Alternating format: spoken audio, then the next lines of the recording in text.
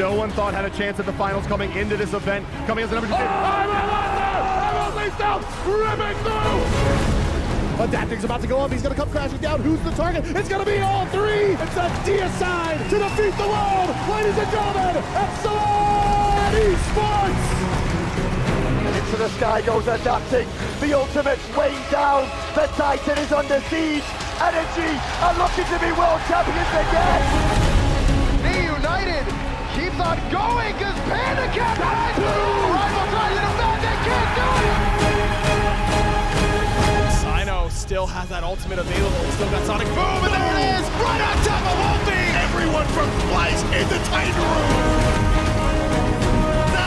I've just been winning a world championship like the top 9 Johnson takes the life of Final K. SK Gaming of down in lane. Oh, get the double! I think they done it, Finch. I think they did it. Triple Final K left alive. He's got no ultimate available. Paul with the transformation. The Pittsburgh Knights are going back to back. Pittsburgh Knights, lightning strikes twice.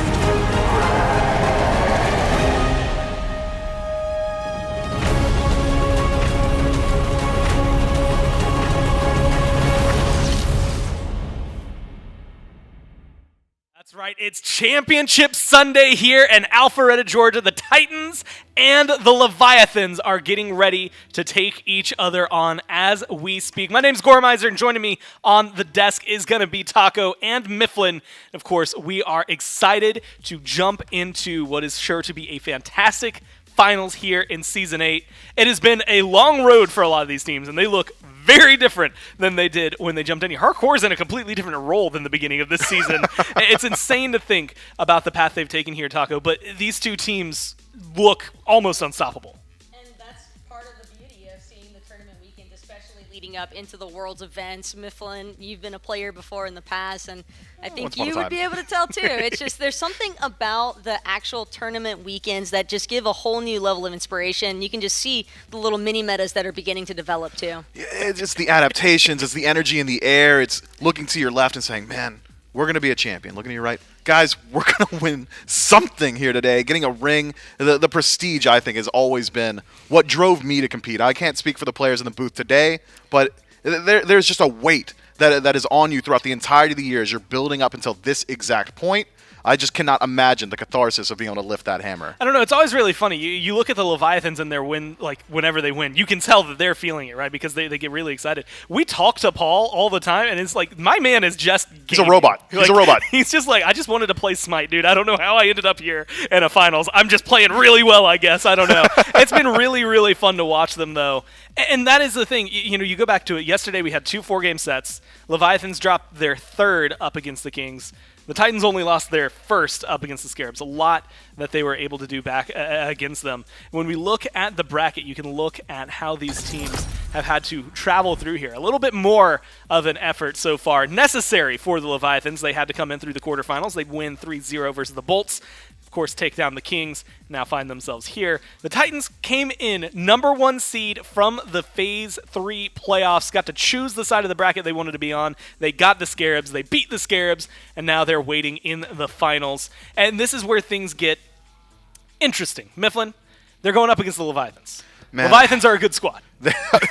An understatement, to be sure. They're pretty all right. Hey, you know what? They'd play some good Smite sometimes. They really do. And just 2 years ago, when they were under the name Sanguine, these guys were, the conversation around them was, do they belong in the league? Should they be playing at the top level of Smite? Do they belong in the SPL? Yeah. Most teams would get crushed. Had anyone said that about me, my mental turns into dust immediately. The Leviathans turned it into fuel. They become first. These guys are crazy. They got better and better throughout the year, grinding. Was it Oxy that said it's a natural progression that they're now in the finals for the World Championship? Nothing but respect for this team. These guys, they love Smite, and it shows. And it's easy to talk about them. We just saw Zapman. There's Wrong You. Taco Zap is doing something that's absolutely ridiculous. He has been on teams regularly the last 2 years, excluding Season 8, but Season 6, Season 7, that are 6th place, sometimes at best for them. and then he still would make it to the Worlds, and then not only make it to Worlds, but then win Worlds. Now he's on a team that has been successful throughout the year, and he's still looking for a 3-peat. See, we're always talking about the Zap passive coming into effect whenever, you know, a little bit of that feeding starts to take over, but I think the all-new Zap passive to really talk about is the fact that he just seems to really invigorate his teammates with so much confidence, and I think that that's the main development that I've particularly noticed from this Leviathans roster throughout the year. Ever since Zapman was added as a member of this team, he has just been making a huge impact, I think, over their mental gameplay. And to speak to that point, it's that veteranship, that leadership that Zapman affords his team. You can see it at the end of every single one of these matches. You look at the Levi's, all the 4-man core that came from Sanguine are popping off. They're screaming at the top of their lungs. They're looking over the monitors. They're pointing at their opposition. Stop playing sometimes. Shito's like, you guys can kill the Titan. I've done enough. Right but there? If you look at Zapman, what is he doing? Calm, cool, collect. He said, guys, that's good. That's nice. We got to get a couple more wins. We got to keep moving forward. This is not it. Why are we celebrating now? This is not the goal. The goal is to lift the hammer. And I think that leadership, that veteranship really has elevated this team. The shot calling has gotten a lot better. The macro play of the Leviathans has only gotten better and better throughout the year. Even just yesterday, Zapman's looking around. He's like, guys, we are playing the smartest Smite we've ever played. He says that to his team. Luckily, I was able to overhear it. And I can only agree with him. The Leviathans continue to impress. And all of that is really represented in the way they've performed at the tournament specifically since then. You go back to Season 7, you look at how this team played in the Pro League, Mifflin, you remember, as you had said, people were like, do they even belong here? They do great during the regular season in Phase 1. They do great during the regular season in Phase 2. They do atrocious at the playoffs. They get knocked out by the Bolts team at the Phase 1, then at Phase 2, then at Worlds. They come into this year, and guess who eliminates them in the very first playoffs? They do well in the regular season. They lose that one. They pick up Zap. All of a sudden, Taco, they make it to the finals to play against the Titans in the Phase 2 playoffs. They make it to the Phase 3 playoffs and at least go to the semifinals. They've had a lot better and more consistent performances since they picked up Zap. And something else that's really cool about both of these teams that are playing is the fact that neither side has really shown too much throughout the progression of this Worlds weekend. I mean, both of these teams have respectively only lost one match apiece. So I think that one of the cooler things to learn from the Titans yesterday even was the fact that they actually regularly scrim against the Leviathans and the Camelot King. So seeing that it's the Leviathans that actually pull through, I mean, the number one takeaway for me is the fact that the Titans are like, well, they already know everything that we like to do. So seeing how these players choose to basically take it to that next step of gameplay development throughout the tournament, that'll be the thing that I'm really keeping an eye out for. It makes things a little bit spicier to see what they're going to have. But the team that's standing behind me, the Titans, are their opponents today. Not an easy squad to go up against, one that was an absolute powerhouse, or at least people thought when they came into this year. Scary D was in the jungle as opposed to Layers when they first started, so you had nothing but reigning world champions. And then it wasn't the cleanest first phase, Mifflin. Honestly, it wasn't the cleanest start to the second phase either. They make that swap in the jungle, Scary D for Layers, and then suddenly this team turns into something that's unstoppable. They've won the Phase 2 playoffs, Phase 3 playoffs, and now they're vying for a world championship. And nothing but respect for Scary D, but to not mince words, I'm going to speak completely candidly. Scary D is not a jungler. Yep. The second the Tartarus Titans as a solo got a jungler, the rest of the team starts to look so much better. I have nothing but respect for Layers as well. Jungle is the least plug-and-play role in the entirety of the game. You can't just pick up a jungler. You have to have synergy with the rest of the squad. And somehow Layers was able to establish that almost immediately with the Tartarus Titans. And then since then, they've been able to facilitate these star players like Paul, who has been having one of the most dominant seasons I've ever seen from any player throughout the history of Smite. You've got guys, champions like Benji in the Soul Lane, who will hold his own or win every single individual matchup. Aurora out of support, somehow winning games on his own, not easy at all. And somehow, last but certainly not least, Cyclone Spin out of the Hunter role, one of the most storied competitive players of all time, a multi-role prodigy, and he shows it here today and every other day this weekend. He has been very, very strong for this team. The Tartarus Titans are a five-headed beast. This is a squad, Taco, that has been doing a lot, and it's easy to talk about Layers because of what he's been able to provide for this team. Also looking for his first championship ring. 3 other players on this team already have one. But then you go to look at Paul. He's doing pretty much the same thing Zap is right now. He's won 2 in a row, but this time he's coming in against his former teammate in this mid lane, has been playing insane, and the way they play around him, it makes him feel almost untouchable. What really strikes me about the Tartarus Titans is that this team, without a doubt, has seemingly had the best synergy out of all the SPL teams. I think that's one of the primary reasons why they're such a clear favorite coming into this World's Finals. But at the end of the day, I think that mechanically, everybody's on the same playing field. Yeah. You're not in the SMITE Pro League unless you're mechanically sound. You have to be mechanically adept to get to this level in the first place. But the way that you can kind of notice the different pairings on the map kind of taking over, I think that when it comes to Leviathans, you're looking at the duo lane. I think that Rongyu and Zapman have really just meshed pretty effortlessly in their playstyles together. And the same could be said for Paul and Layers. I think that those two just really feed off of each other quite well. And that mid 3v3 has really opened up for the Titans, like you said, once they pick up Layers. It makes things insane to see, but these two teams, well, one of them are actually Titans. The other one play like Titans, I guess is the way to describe it. It's hard when their name's actually Titans. Either way, we can talk to them about their play. Of course, we've got the two who are going to be, one of you two will be a three-peat. We've got Paul, we've got Zap that is coming back. Zap, I'm going to go to you first because you're fighting for 3. But I know the rest of your team is really, really still. Like, every time we go after a win and see your cameras, you're kind of relaxed while everyone else is standing and yelling. So who's more excited, you or them? I'm just as excited. I just don't show it. After every game, I know there's, the rest of the set to play. I know we still have the finals to play, so I like to keep it all bottled in, and I save it for after we win. Yeah, that's for the celebration, right? Yeah. Everything that you have there. Paul, I know, first off, I was talking to you earlier, and you're just gaming half the time. Yes, you're just here to play mid. But what is your approach? You're coming into a really big matchup like this. Do you have anything that's different because this is World Championship, or are you treating this the same way you treat like regular season? No, it's a bit. I'm treating it a bit like higher since it's Worlds, obviously. But yeah, I mean, I'm just gaming, man. And you're doing it pretty damn well, if I do say so myself. I'll ask both of you the same thing here, but Zap, we'll jump back to you. You're facing Paul. You teamed with him the last 2 years. That's something that has to play a little bit on this. So what are your thoughts about going against him, but also against the Titans as a whole? I think it's an honor to go against Paul. He's been an incredible player. Some say the best, since he's come into the league 3 years ago. I've actually teamed with him for like 3 years, I think it's been. And, he's always been an incredible teammate every single year. And, I wish him the best. Well, maybe not the best. I wish him the second best, And, I'm just looking forward to playing against him. It's going to be a lot of fun. And, Paul, what about you playing against Zappa and the Leviathans? Yeah, I mean, I don't know. Pretty much the same stuff, to be honest. Like, I don't know. Same stuff, man. Same stuff. He's good. You're both good at the game. You've proven that because you've gone back-to-back. One of you is going to be back-to-back-to-back. Good luck in your games, guys. I hope you have a lot of fun. And I guess congratulations preemptively to whichever one of you gets the ring for the 3rd time. Thank you. Okay, thank you. Thanks for your time. We'll go back to the desk while they get set up in picks and bans. And this makes things interesting because you can tell, well, admittedly, they both want the best for each other, but as long as it doesn't cost them too much in the process.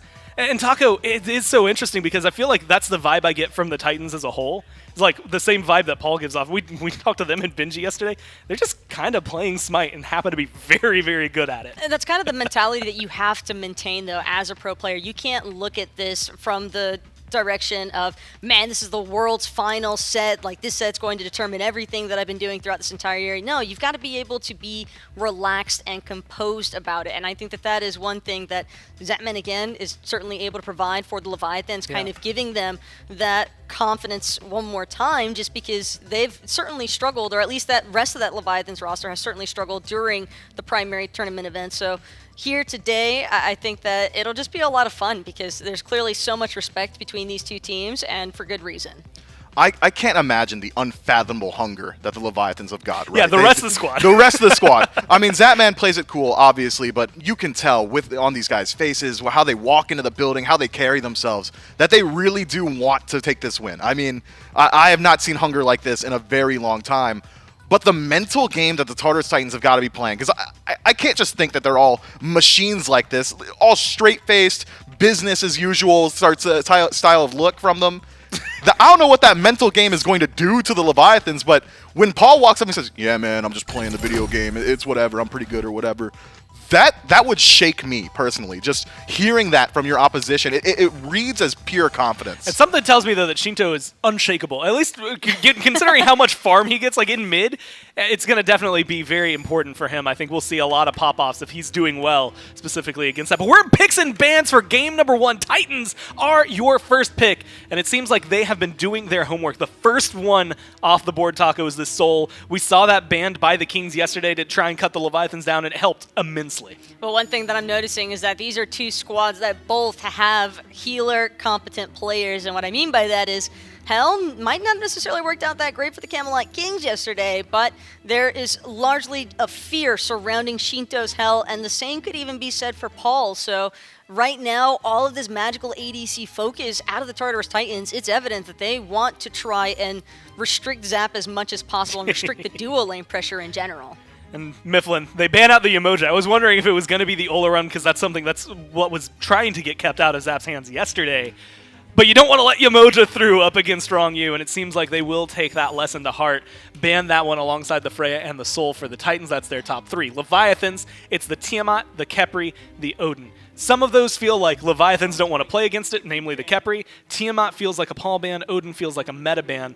And it's the Erlong Shen first pick. You looked a little surprised. Yeah, I wasn't exactly expecting Erlong Shen this early on in the draft. I mean, it's plug and play as a role. You can either flex it, you're not likely to flex it, is more than likely slated for layers in the jungle, but the flex potential is in the style of build. You can either become that chainsaw, mannequin scepter, just jam it down with some katanas and run down some of these less mobile gods like AMC already locked in on the other side, or we could see how Panatom is adjusted to these warrior jungles where he goes towards this fully support style of play. So I am excited to see how the Titans play it. That feels like, to me, a wait-and-see style of pick. It's also, it feels almost to me like a fourth ban, right? Like, we know Layers can play it, we know Layers can play it well, but also Panatom plays it very well, try to stifle him a little bit, take that away. Taco, Amuz and Cobb and Hell are the answer. This AMC has been going to the mid for Leviathan, so this is going to be a swap-up. Well, anytime you see an Odin ban, you have to imagine that the likelihood of some of these more immobile backliners coming into play is probably the most likely option. And anytime I see an Odin ban between these two teams, I have to anticipate a Hellbig shortly to follow. And with the Amuz and Kaba as well, not being as limited due to that cage not really being a threat, but I do love the dive potential here for the Tartarus Titans. I think the Erlong Shen was a very smart first pick, not just because of the fact they're taking away from Panitham, but also it's a rather vague pick. You don't necessarily have to throw Erlong into the jungle, into that support role. It's just very vague, and the fact that the Tartarus Titans are really just trying to solidify their front line over everything else, they're looking purely at early game pressure. Well, it's Artio, Mifflin, that rounds out the top 3 here for the Leviathans. A wild success rate that they have had playing this one. Even just looking at it yesterday, I think they won every game they got Artio and started banning it whenever it became problematic for themselves. And so this is something that is a really solid pick for them, something that the Titans are going to have to be able to deal with. And like Taco said, without the Odin to help lock them down, these are 3 picks that can be really large powerhouses. They can, but the dive of the Titans is already incredibly strong. Erlong Shen, Fenrir, and Achilles do not struggle to get into this backline. It's going to be a lot at the feet of this Artio, likely Yarkor out of the Soul lane, to create that space for his team. But already I'm starting to see some concerns in this Leviathans draft.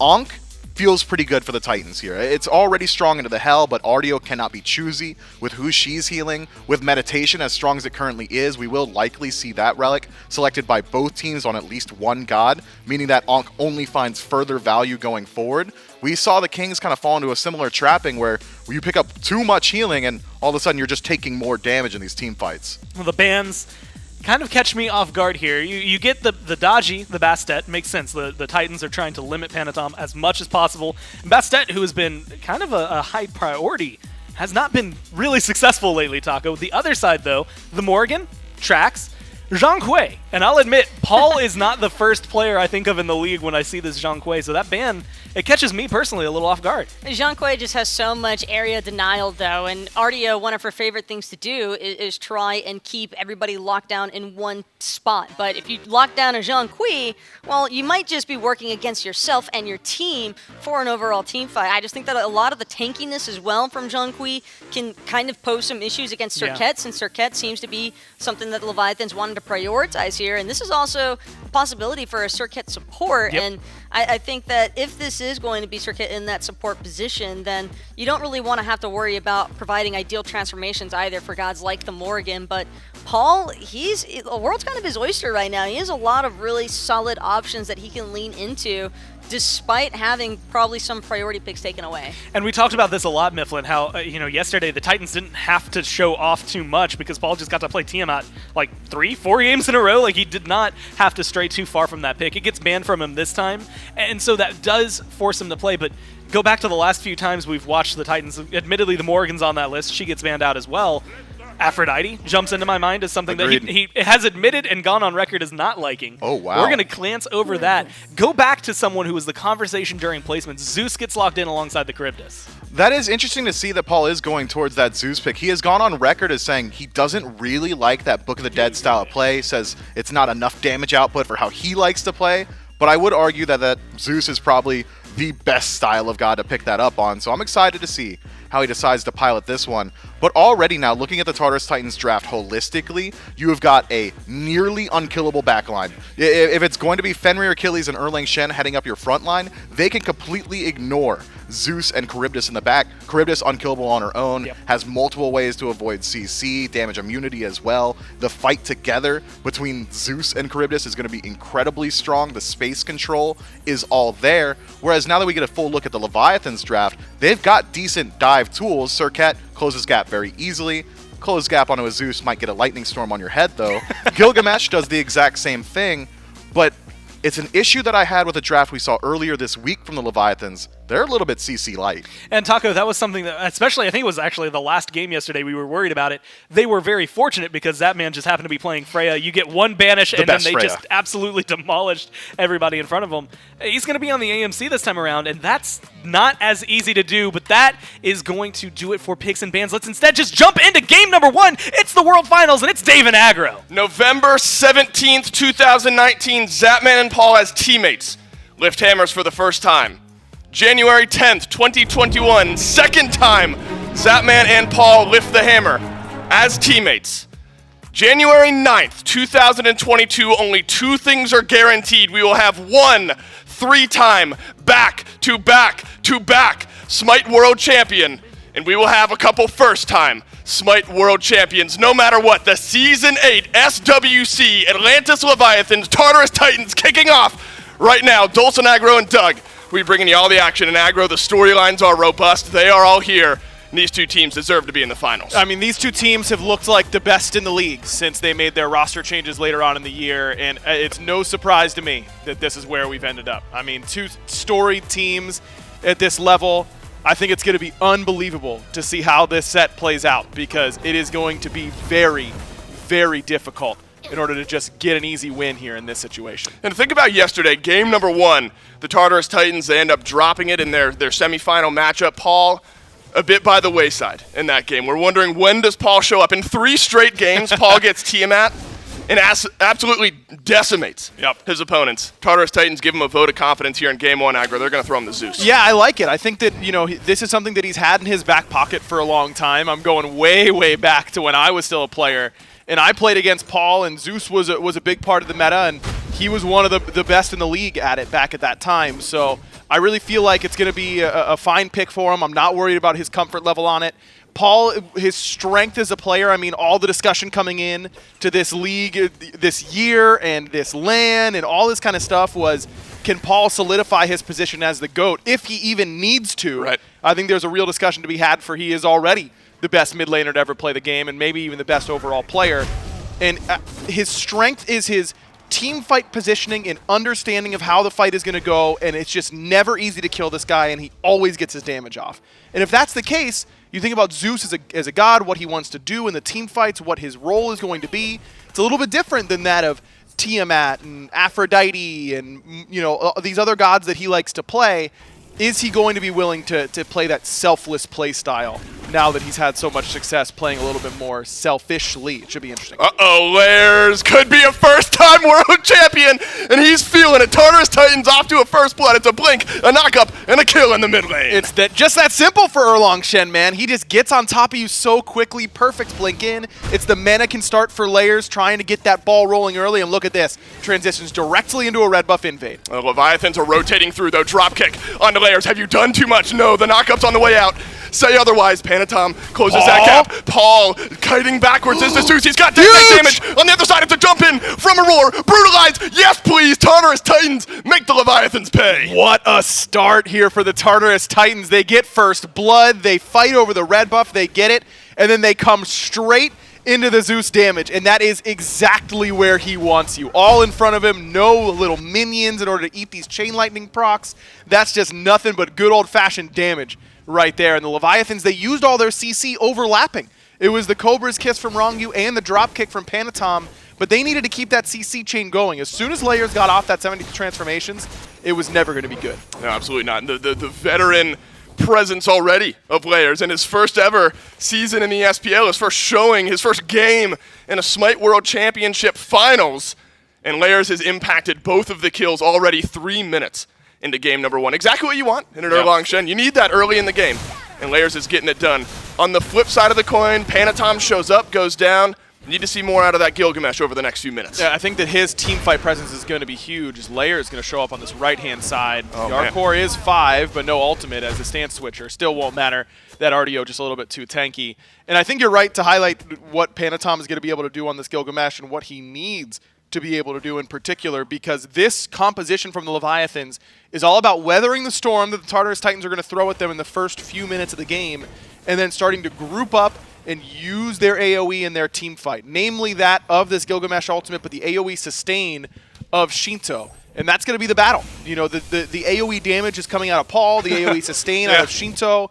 Once we get into this team fight stage, because I think the Titans easily have the better composition at 3v3 skirmishing. They just have so much CC and so much damage that I don't like the Leviathans trying to take fights early around the mid lane. It's going to be about grouping up. And can Paul punish the Leviathans for grouping up? We saw Hell a few times yesterday throughout the weekend. Of course, the level of anti-heal becomes an important conversation for you have an RDO on your team as well. Yeah. Those two together, you imagine, should be a bit of a hefty response here. We've seen Toxic Blades, Divine Ruin at some point maybe for Paul. You think that's on the minds of the Tartarus Titans? What item slot, second, third, fourth? Are we starting to try to mitigate Shinto and the healing he can do in these fights? I think it's going to have to be second for Paul, at least, in the Divine Ruin. I'm a little surprised that he's going the Book of the Dead build just because of what Mifflin was saying, that he's gone on record with how he's not a huge fan of this build path. Aurora is over on left. Zapman here as well. Has beads. Does not need them. Brutalize ticks down a little bit of damage. And Aurora looking at another possible world championship here for himself. Fenrir's been a good look for him so far this weekend. I mean, he absolutely crushed the Scarabs with this pick yesterday. So you can't give Aurora Fenrir, can't give Paul Tiamat. You got to make a choice somewhere. Layers drop kicked in by Panatom. Rongyu here on the follow-up as well. And he is locked in place and taken down. Life from the Leviathans. 5.5 minutes in. 3-man rotation into the left jungle. This trio, man, of Yarkor, Panatom, and Rongyu, they have been absolutely lights out this year. And you want to talk about Zap and Shinto and this phenomenal backline from the Leviathans, and I encourage you to do so, because they have been absolutely phenomenal. They've been some of the best in the league, but boy, does their job get easier whenever the front line plays as well as the Leviathans have. I really feel like when the Leviathans are playing at their best, it's because Rongyu, Yarkor, and Panatom are working as that trio unit, just like that, walking around together and making infinite space for Shinto and Zapman to operate. You have to imagine Paul as well. You see Rongyu lock in this Circuit, hovering over by mid lane with Aurora right now. Bit of a grouping here, 3v3 in mid. When you see Rongyu on this Circuit, specifically if you're Paul, we've had timers on stream before of Rongyu sitting stealthed in the mid lane, waiting to jump on you. The sneakiness of Rongyu, the annoyingness of Rongyu on a pick like this Circuit, I don't think can be understated. Maybe an opportunity to make life a little bit more difficult for Paul here in this mid lane. Has beads still off of cooldown. You're going to have to threaten those for this Zeus. Yeah, I think this Zeus, once he gets that Book of the Dead, is going to be much, much harder to kill. And that's the question, is where is he going to go? Is it straight into Book of the Dead? Of course not. It's Paul. What am I talking about? It's Breastplate, second item. This is what he's always going.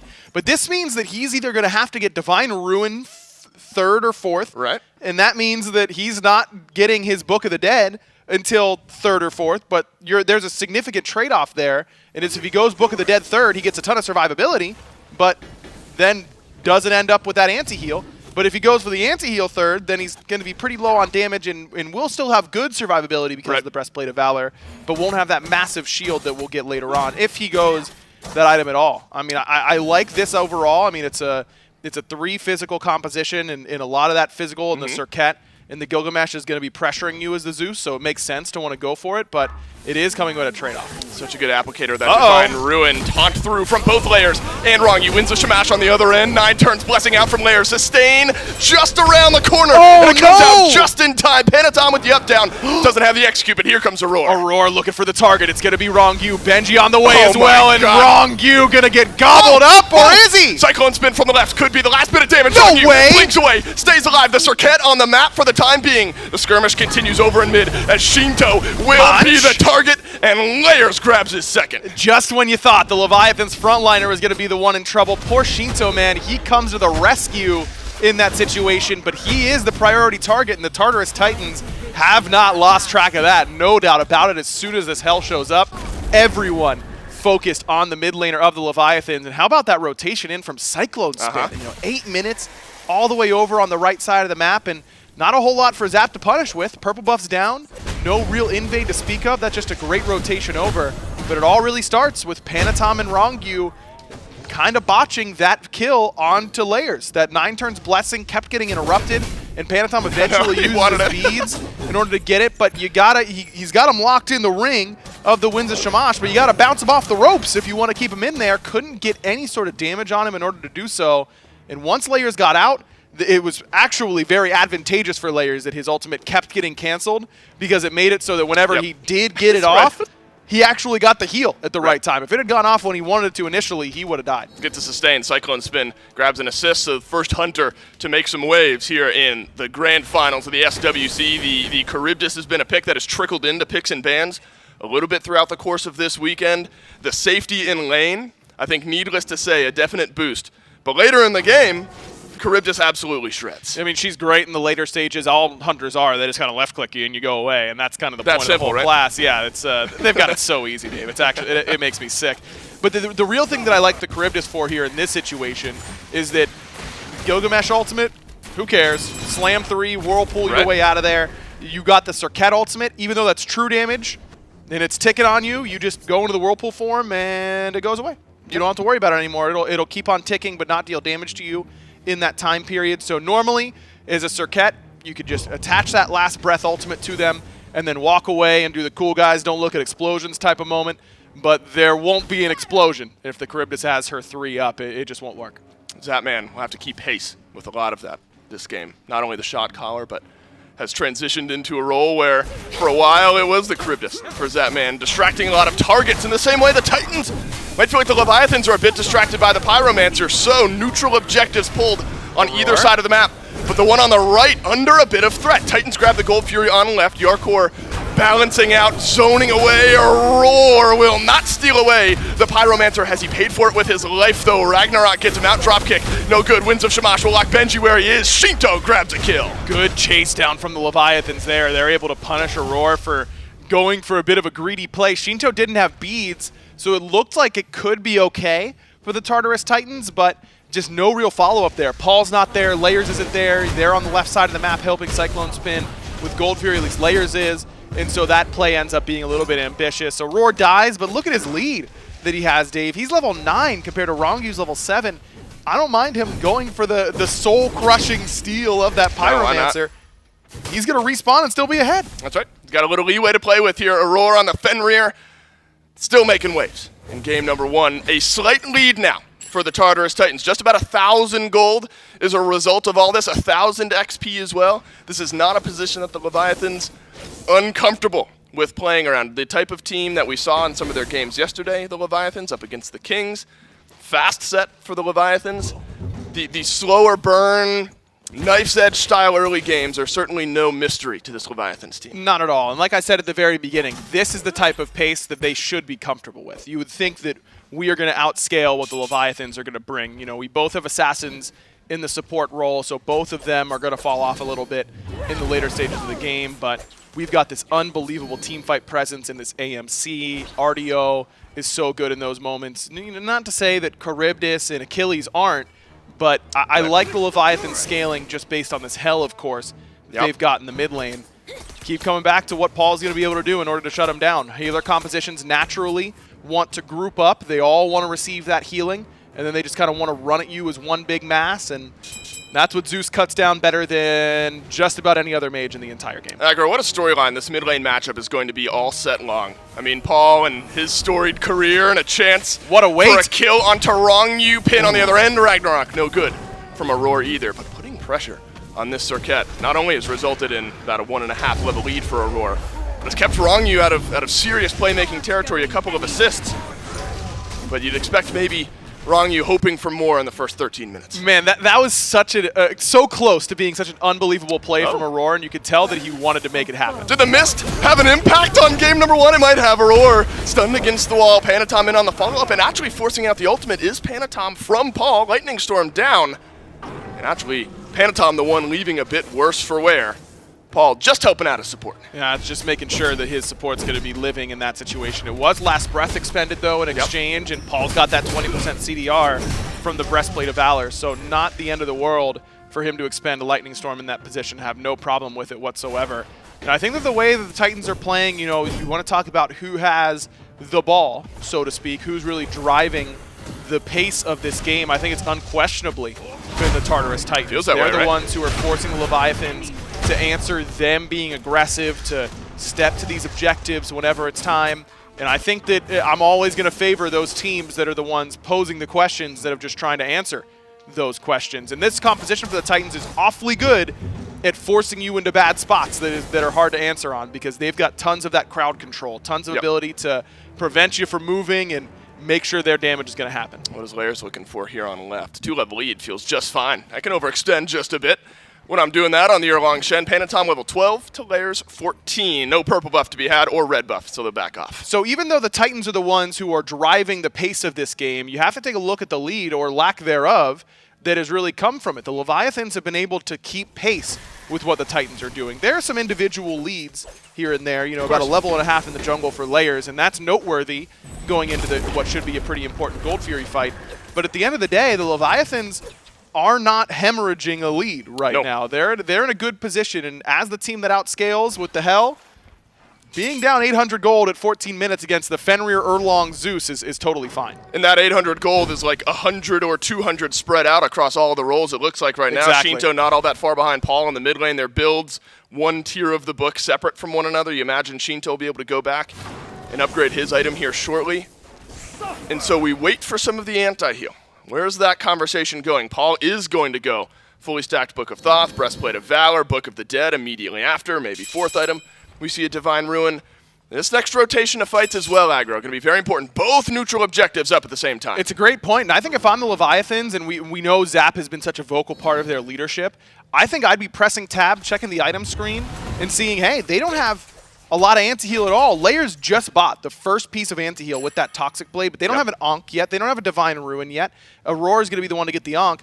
I think that even though they outscale, I love this call. Force it. Fight the Gold Fury, because this is where your healing is going to be as strong as it will ever be. Rongyu maybe shows the hand of the Leviathans here, separating Aurora out from the engagement. Ragnarok down, and it will not steal away the Primal Fury, but it will catch out Rongyu. But a separating ultimate from Panatom forces 3 of the Titans into the back to the Leviathans lead. Rongyu sure does. No chance he gets out alive. Benji in execute threshold, but he does not turn his head. The Leviathans grab the Fury, and they'll get out as 5. Rongyu is a madman. He was dead to rights to Cyclone Spin's maw. He was just toast. He was going to get gobbled up and be the lunch there for Cyclone Spin, but instead of getting hit by that ultimate, he turned around at the perfect time and latched himself onto Layers, got his ultimate off, and that CC immunity and little bit of movement actually took him out of Cyclone Spin's ult range and ended up being in that perfect position. Plus, it gives him a big Pridwin shield. On the way out, he taunts Paul to make sure that Paul isn't dealing damage, and then he tips his cap and says, thank you very much, we'll take the objective, and I'm getting out. And you know what that means? Leviathan's back in the gold lead just slightly. Could slightly slow down if the Tartarus Titans grab the Pyromancer. which they are able to do so. And the Leviathans pick themselves up. A nice fight around the Fury. I want to take a look back at that Rongu escape because it was impressive. I mean, it's good zone work here onto Aurora, baiting out that ultimate. Aurora's Ragnaroks have not really been particularly effective. And Shinto drops the ball here on Rongu, doesn't cleanse him out of this ultimate. And Rongu is going to get committed upon. I mean, this is a lot used in order to try and get onto him. Oh, Layers actually beads and moved, and that's why that ultimate from Cyclone Spin ended up not landing. That is tough. That is a tough pill to swallow. And Rongu now in mid. Yeah, he's stealthed in mid. You got to expect it. With Rongu, beads wear out, and that means Paul sent back into the mid lane. Book of the Dead. Good stun. Big shield onto Paul. Massive knockup on the mid alive? lane. Aurora and Paul, they are still in the fight. These kills escaping with a sliver of HP. You can say the same for Zapman. 4 ultimates used on one side, 3 on the other.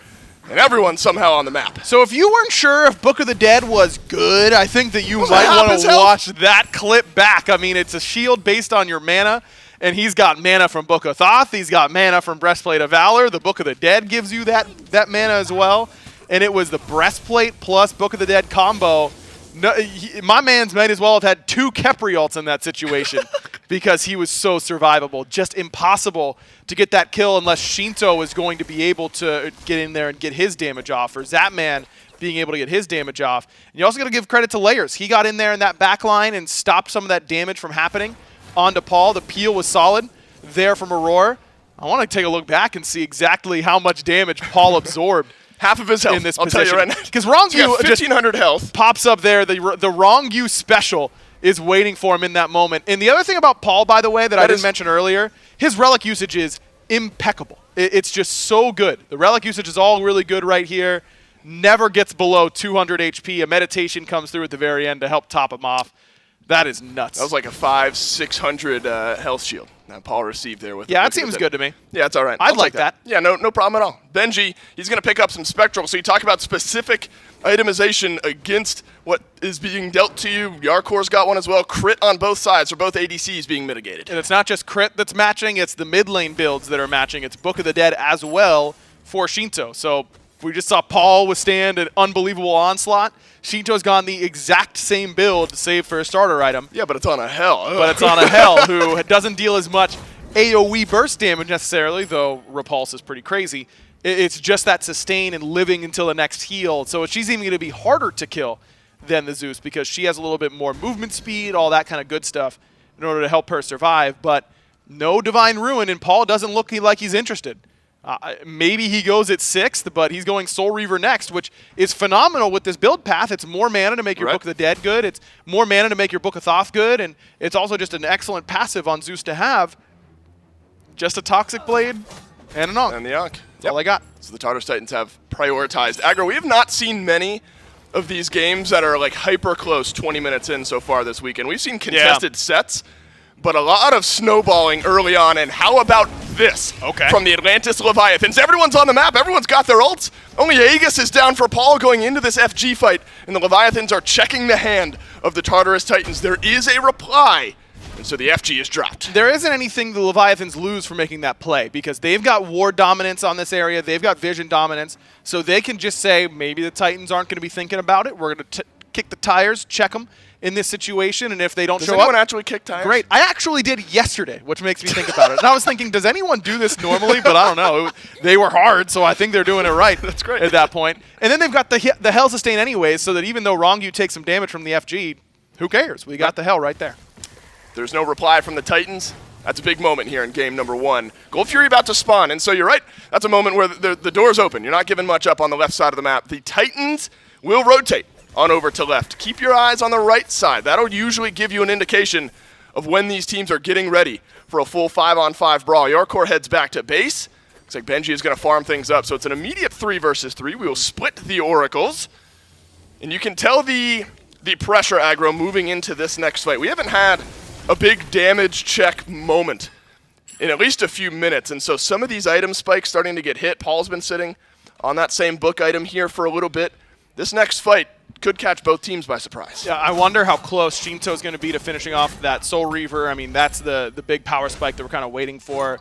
1,200, so he's pretty close to being able to grab that. I expect the Leviathans to just let him farm that out they do, and then they just let him go back to base and buy it, and that ends up being a pretty big deal. But again, I mean, you look at the itemization from the Titans, I think the Leviathans should be absolutely stoked at the lack of anti-heal the Titans have. And now Panatom picks up a Katakeya shield in order to help boost that healing even more. It's not for him, it's for Yarkor and Shinto in order to get more healing. I think that's a very, very strong pickup. Leviathans have 1 ward over on the Gold Fury, 2 if you count the entrance from the mid lane.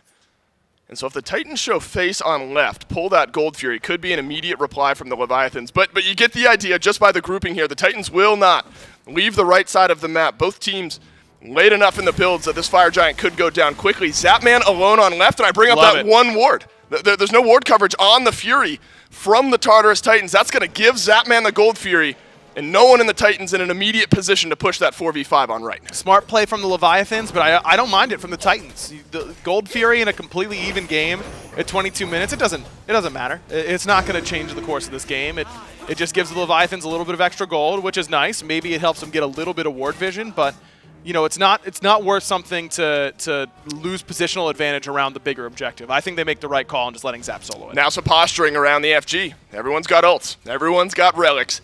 And we have seen some scraps that have had players living. Not surprising, giving the healing, giving the Book of the Deads that are in this game so far. Maybe one big fight here, 23 minutes in. Could net a Fire Giant in the big tilting point in game 1. No wards at all around the Fire Giant pit except for on the Leviathan side of the map for the Chaos side, and they don't have any in inventory except for Panatom, who just backed to buy a full suite of vision wards. That'll help. Benji taunted in and ulted back by Rongyu. Aurora here to save the day. The Ragnarok is out, and it gobbles up Yarkor just for a moment, but he immediately drops down. The cleanse from Shinto will put the Artemis right back down on the ground. Cyclone spin in his ult, but Yarkor body blocking beneath the tier 2 tower. We go. Cyclone melting away. Panatom has got to jump in, and that's a big ultimate from Layers, but still these kills survive. Somehow everyone on the map lives.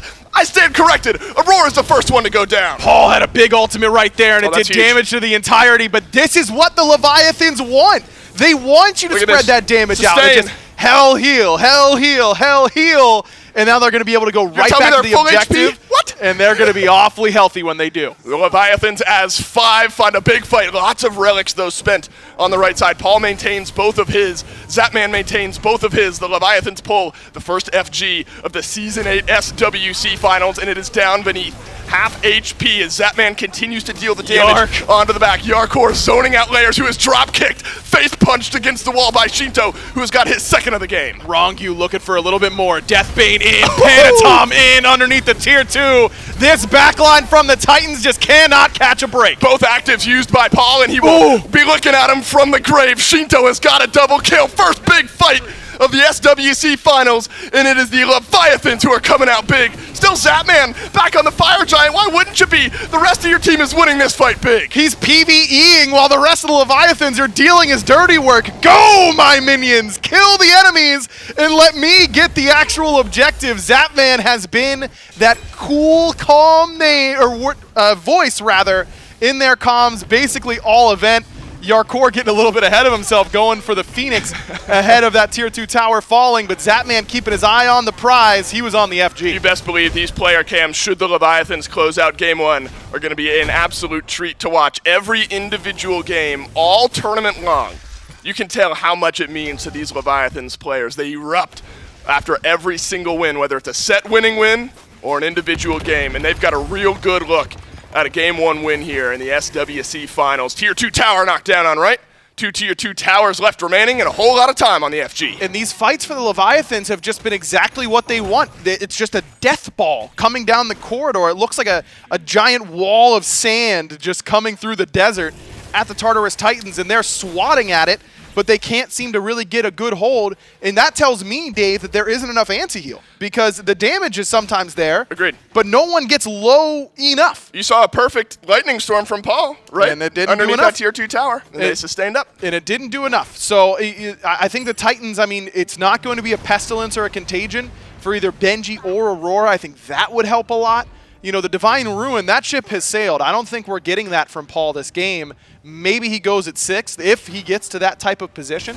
But I really think the Titans under-itemized for what the Leviathan's composition has, because it's not just the Hell. If it were just the Hell, I think that this could be defensible.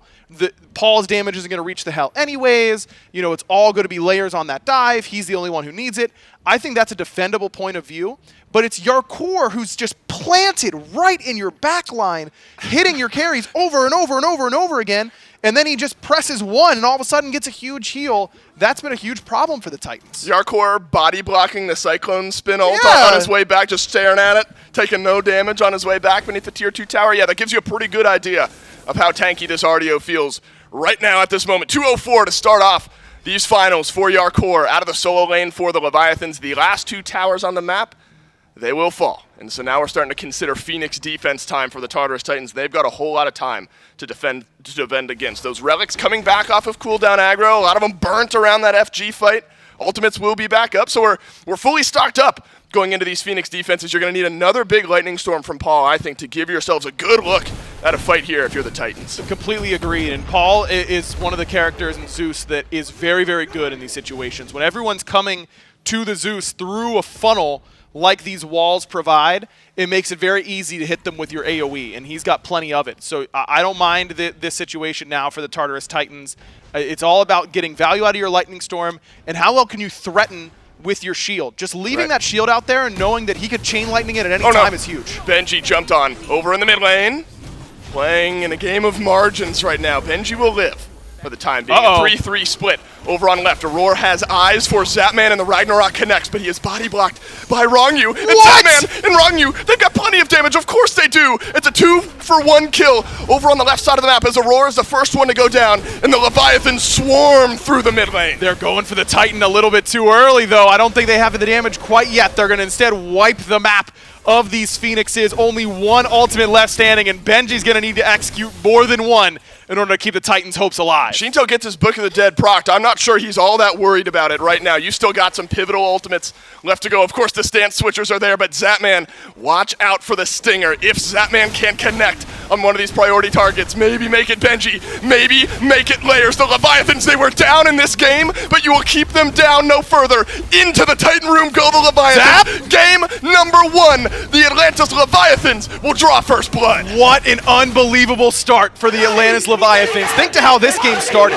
First blood for Layers. Just this unbelievable gank in mid where Shinto ends up falling behind. Then Aurora has a big rotation, and it's all looking good for the Titans, but Leviathans just slowed the pace of this game down perfectly. It's exactly what we were talking about, Dave, where they just want this game to go late. Yeah. They just want the ability to group up with all their sustain. The Titans, I don't think, itemized properly in order to take down some of that sustain, but either way, they did not have an answer for this Hell, for this RDO. Yarkor looked like a completely different tier of player. Agreed. In this game. It looked like his computer was just doing more than the rest because he was able to create so much space, so much damage, so much CC. Yarkor was a problem in that game. It's like Yarkor was on the Alienware PC, and who knows what the Titans were playing. A couple of scrub PCs besides those. Yeah. The way that this game started, that's Titan's start through and through. Layers getting 100%. Active early on in the game. Shinto never fell that far behind. Atlantis Leviathans in a best-of-5 grand finals. Take game 1. Time for the Titans to punch back in game 2. Coming up next.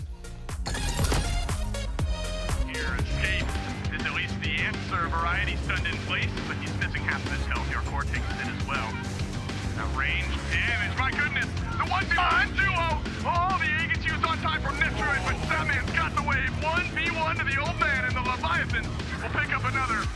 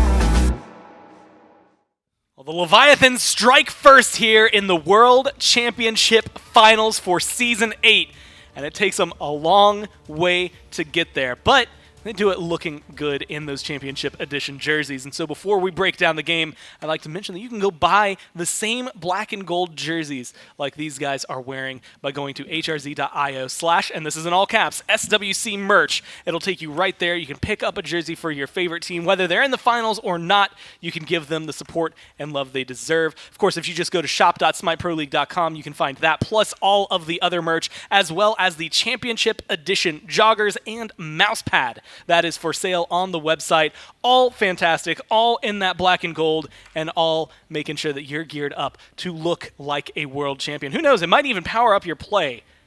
That's something that remains to be seen and tested. I don't have any proof for that claim at all. Unsubstantiated. So just go to shop.smiteproleague.com and, of course, support your favorite teams throughout the SPL. And for the upcoming Season 9, you can get your merch ready. Now, of course, we also want to throw out that it's fun to watch a lot of these players, or a lot of these guys at all in these games, but we want to know how you're watching at home, and that's been some of the fun stuff, seeing these guys on Twitter. I've got Mifflin and Taco. I pointed backwards, but you know that one's Taco, that one's Mifflin.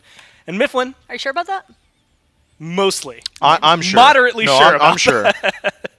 That's what the lower third said. You want to beat me so bad. Oh, my God. World's finals, Taco. All right, focus up. Focus up. Either way, hey, you know, Mifflin, that one was pretty even for the longest time. And then it just kind of, the Leviathans just decided no more. Yeah, 20 minutes of a stalemate where both teams were just jockeying Not for lack of position. Yeah, there was a lot of fighting, a lot of not killing, though. I mean, that'll happen when you're diving a guy with Book of the Dead. But when the Leviathans were really able to start getting the ball rolling, it was off of 5-man deathballing. They were able to find individual members or maybe 2-man cores of the Tartarus Titans just kind of isolated on the map, like right here. And when the Leviathans smell even a drop of blood on the water, they will chase you until they've eaten you. I mean, that's just the truth of it. And after finding individual picks, they utilize the Hell incredibly well to fall back towards these objectives and keep the pressure up. It was a very reminiscent energy to that final match that we saw yesterday between the Camelot Kings and the Leviathans, and that Leviathans, they did not have a lot of crowd control. That was one thing that Mifflin, you even touched on prior to this game beginning, but it seems as though the only priority for the Leviathans was just having outright burst damage. And as far as Paul is concerned, that Zeus, I know that the anti-heal was a little bit delayed, but the primary factor about Zeus is that he just has burst damage regardless, but the sustain out of combat just seemed to really get the better end of the Tartarus Titans here. And not only that, but I think that Rongyu also had a fantastic showing on this Circuit support. He was just so slippery in instances where I think that the Tartarus Titans could have continued to expand on their lead that they were starting to build earlier on, leading into that mid-game, kind of just fell shy for them, given the fact that they just weren't able to fully capitalize on those picks. Leviathan's more than happy. It's gotten to the point where I'm almost scared of them. The less CC they have, I think the higher frightened I will be, because it seems to have been working out Game 4 yesterday. Of course, Game 1 right here. A lot that goes their way. Layers gets 2 kills. One of those is the first blood.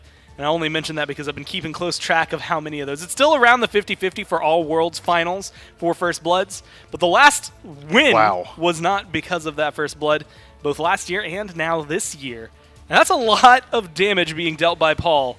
Unfortunately, Mifflin not getting converted to kills. No, but look at the stats on the other side, right? I mean, 12,000 damage output by Shinzo on Hell. Not very easy to do. That's a relatively close-range god. And then you look a little bit further down the column, and 17,000 healing? Yeah. Yeah. Ban it. Ban it. I mean, I don't want to see that again. That's actually a whole Benji and then some. I'm looking at the RDO stat. That 54,000 in player damage mitigated a solid 20k plus over the next best, and that was Benji. And that says so much, I think. Well, you can see Zapman's dogs excited and rooting for the team here.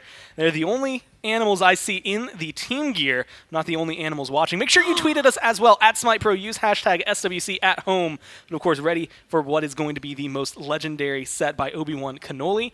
And watching with the cats. Great day so far. Well, guess what? That's only game one. There's even more coming for you. I'm sure you and the cats are going to be happy. And look at this. Exactly what I always say. I see a drink, I see the snacks. They're ready. They are prepared for the rest of the day. But we also have to mention Cake Man, for those of you who don't know, was I believe the owner, or at least manager of Sanguine. Yes, very, sir. very close to these Leviathans guys, and has said that if they win Worlds, they will get a Leviathan-related tattoo. That is going to be awesome. Plus, I mean, look at that logo. There's a lot of fun stuff you could do with that. That's actually super valid. When I first heard somebody was thinking about getting a tattoo, now it makes so much sense. Were you going to tattoo shame them if it wasn't Cake Man? No, I'm just like, it makes perfect sense to me that the guy that was behind that Sanguine roster originally, You could get like a cool serpent going around his arm. Sleeve? Yeah, like the full Leviathan sleeve. You know what, Cake Man, go big or go home. Either way, it's picks and bans for game number 2. Titans are once again first pick. And guess what? So far, everything is the exact same. Sol, Freya for the Titans. Leviathans have gotten rid of Tiamat and the Khepri. Last time it was Yamoja, Odin to round out the top 6. Mifflin, do you think the Titans here should have changed it a little bit more? They actually banned the Erlong here as opposed to going for it first pick. I think that the bans that they picked up already look pretty good for me. You've already targeted out some of the best picks from Zapman, the Sol, and the Freya, something that have been very successful for him in the past. I would say that the Erlong Shen, they were already kind of utilizing it as an additional ban in the pick column as well as just a flex pick. So I think leaving themselves open to strip away one of the most important tools from the Leviathans, this Hell, makes perfect sense to me. Now, here's a conversation I think is worth having.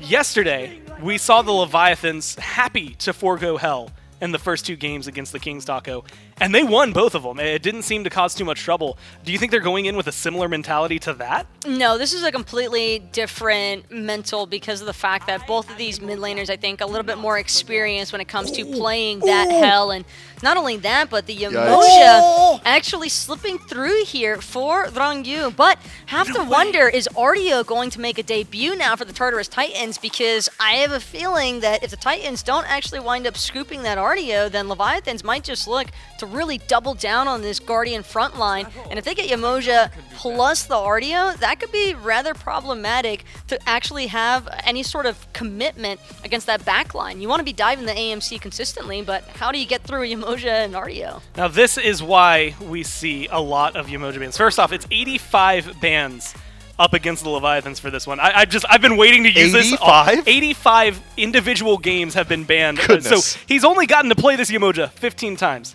87% win rate on that Yamoja. So this is going to be a treat, or at least I'm excited for it.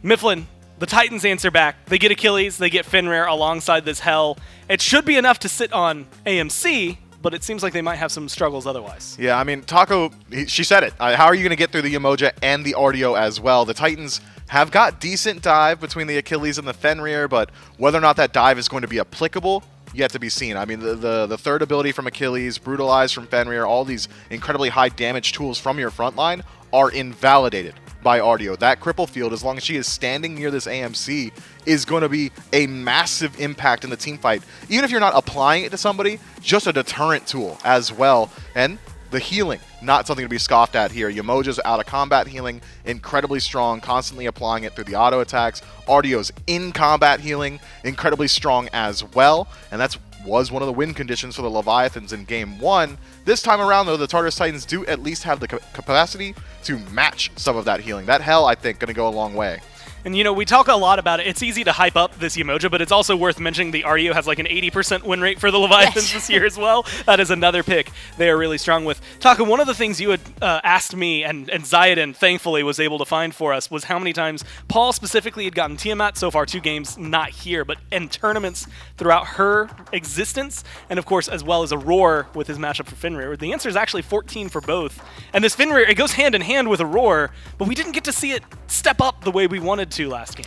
No, and I think that he was just a little bit more limited because of the fact that the Leviathans were just doing a great job, I think, at splitting the target focus up, and it was really just causing a lot of the damage as well for the Titans to be kind of applied at different points. And when you have a Zeus style of composition, it needs to be all at once. It needs to be in unison. Otherwise, you never really get to see a chance for that burst to really come to fruition. But kind of breaking it down a little bit more here for the Titans, I kind of want to see a Daji pick here. for the Tartarus Titans, if this Achilles isn't intended for the jungle, and if it goes for Benji as kind of like a bully lane matchup in a sense against the RDO, I just think that a Powwow could be a really powerful tool that would give the Titans an in without having to really compromise their positioning, but seems as though Titans are just trying to fight fire with fire. They just want to go burst for burst.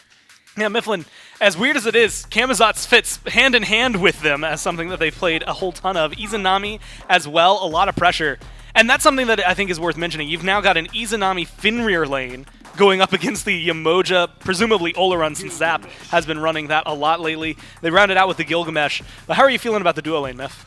The duo lane should be able to establish pressure pretty easily for the Tartarus Titans. That's just by nature of having Izanami in your composition, especially up against something that's going to take some time to get the ball rolling, like this Olorun. So, I like the Titans duo lane, but I am concerned about their late game team fight. You will not hear me say that often about a team composition that incorporates Hell, but generally when you are running a Quadra physical composition, you want one of two picks on your team. You either want that AMC for the defense shred, Charybdis fits that style as well, or something like the Nemesis. Because right now, the Tartarus Titans, physical defense is going to go a very long way against them.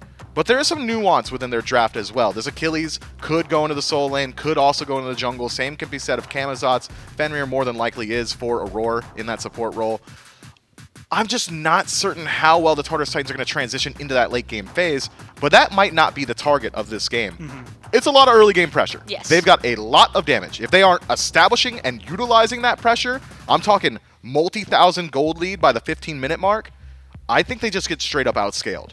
I mean, just one of those times where sometimes if you get going from the get-go, right? Like minute 0, you have to start going. From rip. They have and to. see what they can do. The Titans have a little bit of pressure on them. Taco, the Leviathans being up 1-0, they round things out now with the Gilgamesh, treated them well. How do you feel about their composition? This might just be, I mean, the Gilgamesh is always a solid asset whenever you have this double Guardian frontline as is. I'm definitely going to keep an eye out on for those wins of Shamash to see how effective beneath them can be with that Gilgamesh. But more importantly, I think for going back to Mifflin's conversation, the dual lane emphasis here is what really sticks out to me most, because if the Tartarus Titans are able to take control of those first 2 buff respawns on the purple side, or even having control of that red buff respawn, there's a possibility where Zapman could fall behind by at least 1.5, 2 levels. And if the Titans are able to really just throw everything into the dual lane pressure, it can be difficult, I think, for the Leviathans to keep up, essentially, because this is more of a mid to late game crafted composition, I would say, as opposed to the early to mid game that I think the Titans are trying to really run it with. And this is going to be an incredibly fun matchup to watch. Already, though, one step closer for Zapman to a back-to-back-to-back championship. Paul needs to try and tie it right here. Can the Titans do it? Let's find out in Game 2. Atlantis Leviathans swing first, but the Tartarus Titans, not a team unfamiliar with these situations, Aggro. You can almost say the Titans got the Leviathans right where they want them. This is a team that's used to losing Game 1. Yep. And then winning 3 straight games. Yeah, they're all about this, man. They did it to the Dragons at Phase 3 playoffs. They did it to the Scarabs yesterday. I mean, this is just what this team does. They sometimes come out of the gates a little slow. 1 and 2 against the Camelot Kings in the Phase 3 playoffs, and then they win 3 straight in the Phase 3 finals. That puts them on this side of the bracket. And so a team that adversity has struck early on in these sets. But the dynamic never changing, and the Tartarus Titans will bear down. And Layers gets back one of his strongest picks here, Aggro, the Camazotz. Strong for the Tartarus Titans jungler. Absolutely, one of his best picks. It's a pick that can build Divine Ruin, and that's what's really on my mind in this game, Dave, is that we criticize the Titans a lot for their lack of anti-heal in game number 1, and now you're up against RDO again, and Yamoja, and Olorun, who builds a lot of lifesteal. So anti-heal is still going to be critical, and Hell can't really build it. I just don't think she applies Divine well at all. It's going to be tough to get enough, I think. We expect a Brawler's Beat stick at some point for Layers. Paul, not sure. We'll see. Double stun from Aurora. That's a nice way to start off this lane. Bead's already used, though, by Cyclone Spin. You heard that ringing out in your ears just a moment ago. And so that's a nice way to start the lane for the Atlantis Leviathans. It feels like a roll of the dice here, doesn't it, Aggro? Maybe some confidence from the Tartarus Titans. Not only are you giving Rongyu one of his strongest picks in the Yamoja, you're giving Yarkor back this RDO, something that he just tore you apart with in game number 1. This is the Titans saying, we think we have some answers. I think that they're right to be confident because, like we said, they've been really good in game 2 scenarios typically, and certainly in game 3 scenarios. But man, I mean, giving Yarkor Artio is just a tough ask for me. This guy has just been unbelievable on that pick as Panatom might be dead. Panatom blinked on by Layers, beads used. And so the Gilgamesh will live. Split mid Harpies, and so Panatom at least gets something for his troubles, but has to leave as Layers senses another early kill here in the mid lane. Anti-heal also a conversation to be had around the Leviathans here this game, Aggro, because you've got a Kamazati, you've got a Hell there, of course, a little sustain for Benji in that kit as well. And sometimes it's hard for Gilgamesh to build brawlers. I think you can, you're applying it with your one initial deploy and the drop kick and the 3 and the ultimate. I mean, he's got a bunch of abilities to apply it, but it's not usually his typical build path to go a ton of maces, normally just one. I think we'll see it from Panatom this game. Shinto can build brawlers as well, or instead of Panatom. But it's not much else coming from the Leviathans. I'd expect Contagion or Pestilence from one of these frontliners. It should be Yarkor, because he's going to be the one sitting on this Hell the vast majority of this game. Beads already down for Panatom, and I think beads are going to be an important topic of conversation as this game goes on for the Leviathans when they're on cooldown, because Aurora had a pretty quiet game number 1 on this Fenrir. There were a lot of answers from the Leviathans for what Aurora was trying to do. A few miraculous escapes even from the Leviathans on good engages. And so keeping pressure on those beads, everyone's got a set except for Yarkor, who's got med. Keeping pressure on those beads, allowing Aurora a little bit more freedom to pick up targets is going to be very, very key for a bounce back in Game 2. Aurora definitely did not have his best Game 1 he's ever had in his career, but I think that we've seen him bounce back so well, and when we talk about a team that's been good at coming back from bad situations, having Aurora be a part of your team is a huge reason why. I think they're really good in these sorts of situations, so I'm not concerned about his ability to have a better impact on this game in Game 2. Ragnarok was not good enough in Game 1. Basically, every time he used it, it wasn't super useful. I think it certainly could be here. Might have to be. If Aurora's the one burning a lot of those beads. Nice stun out. This is a combo we've seen plenty of. Something, whether it's a root or in this case a stun, plus that Oleron burst damage, dropping the hammer over onto Aurora, and consistently enough in lane that'll burn away those health potions. Aurora has none left in this lane. Why is he engaging them? Well, it's because Layers here. He's level 5, Bat Out of Hell, provides a small opening to the jungler of the Tartarus Titans, but he will have something else in mind, and Oracles will get taken down. Just playing that farm game, and the Titans trying to take a page out of the Leviathan's book. We've got the Hell. We can just wait until later on. Our team fight presence is going to be solid, and we'll be A-okay, but I really don't feel like the Titans outscale the Leviathans for free in this match, because they have an Oleron on the other side. This Oleron pickup for Zapman, this pick just becomes so problematic in the late game. It's not an auto team fight win for Sanctified Field, but it is if it's good. If it's a good Sanctified Field, the team fight's over. You just can't play into it. Even with the Kamazats, I don't think there's enough dive elsewhere on the draft in order to make this dive work onto the Oleron if he gets to level 20, if he's pretty much even with the rest of the map. I just don't think that Zap is going to be under any problem. And think about how much Zap has worked in this series, and think about the Freya game yesterday to seal it and send them to the finals. That was a good game. I mean, he just controlled the pace, and ADCs do not do that. ADC is the I hope the ball comes to me type of position, and then I can make a play. I always equate it to wide receiver in football, where they're not going to do much unless they're given the opportunity to do a lot, but when they do, the explosive ones will do great things.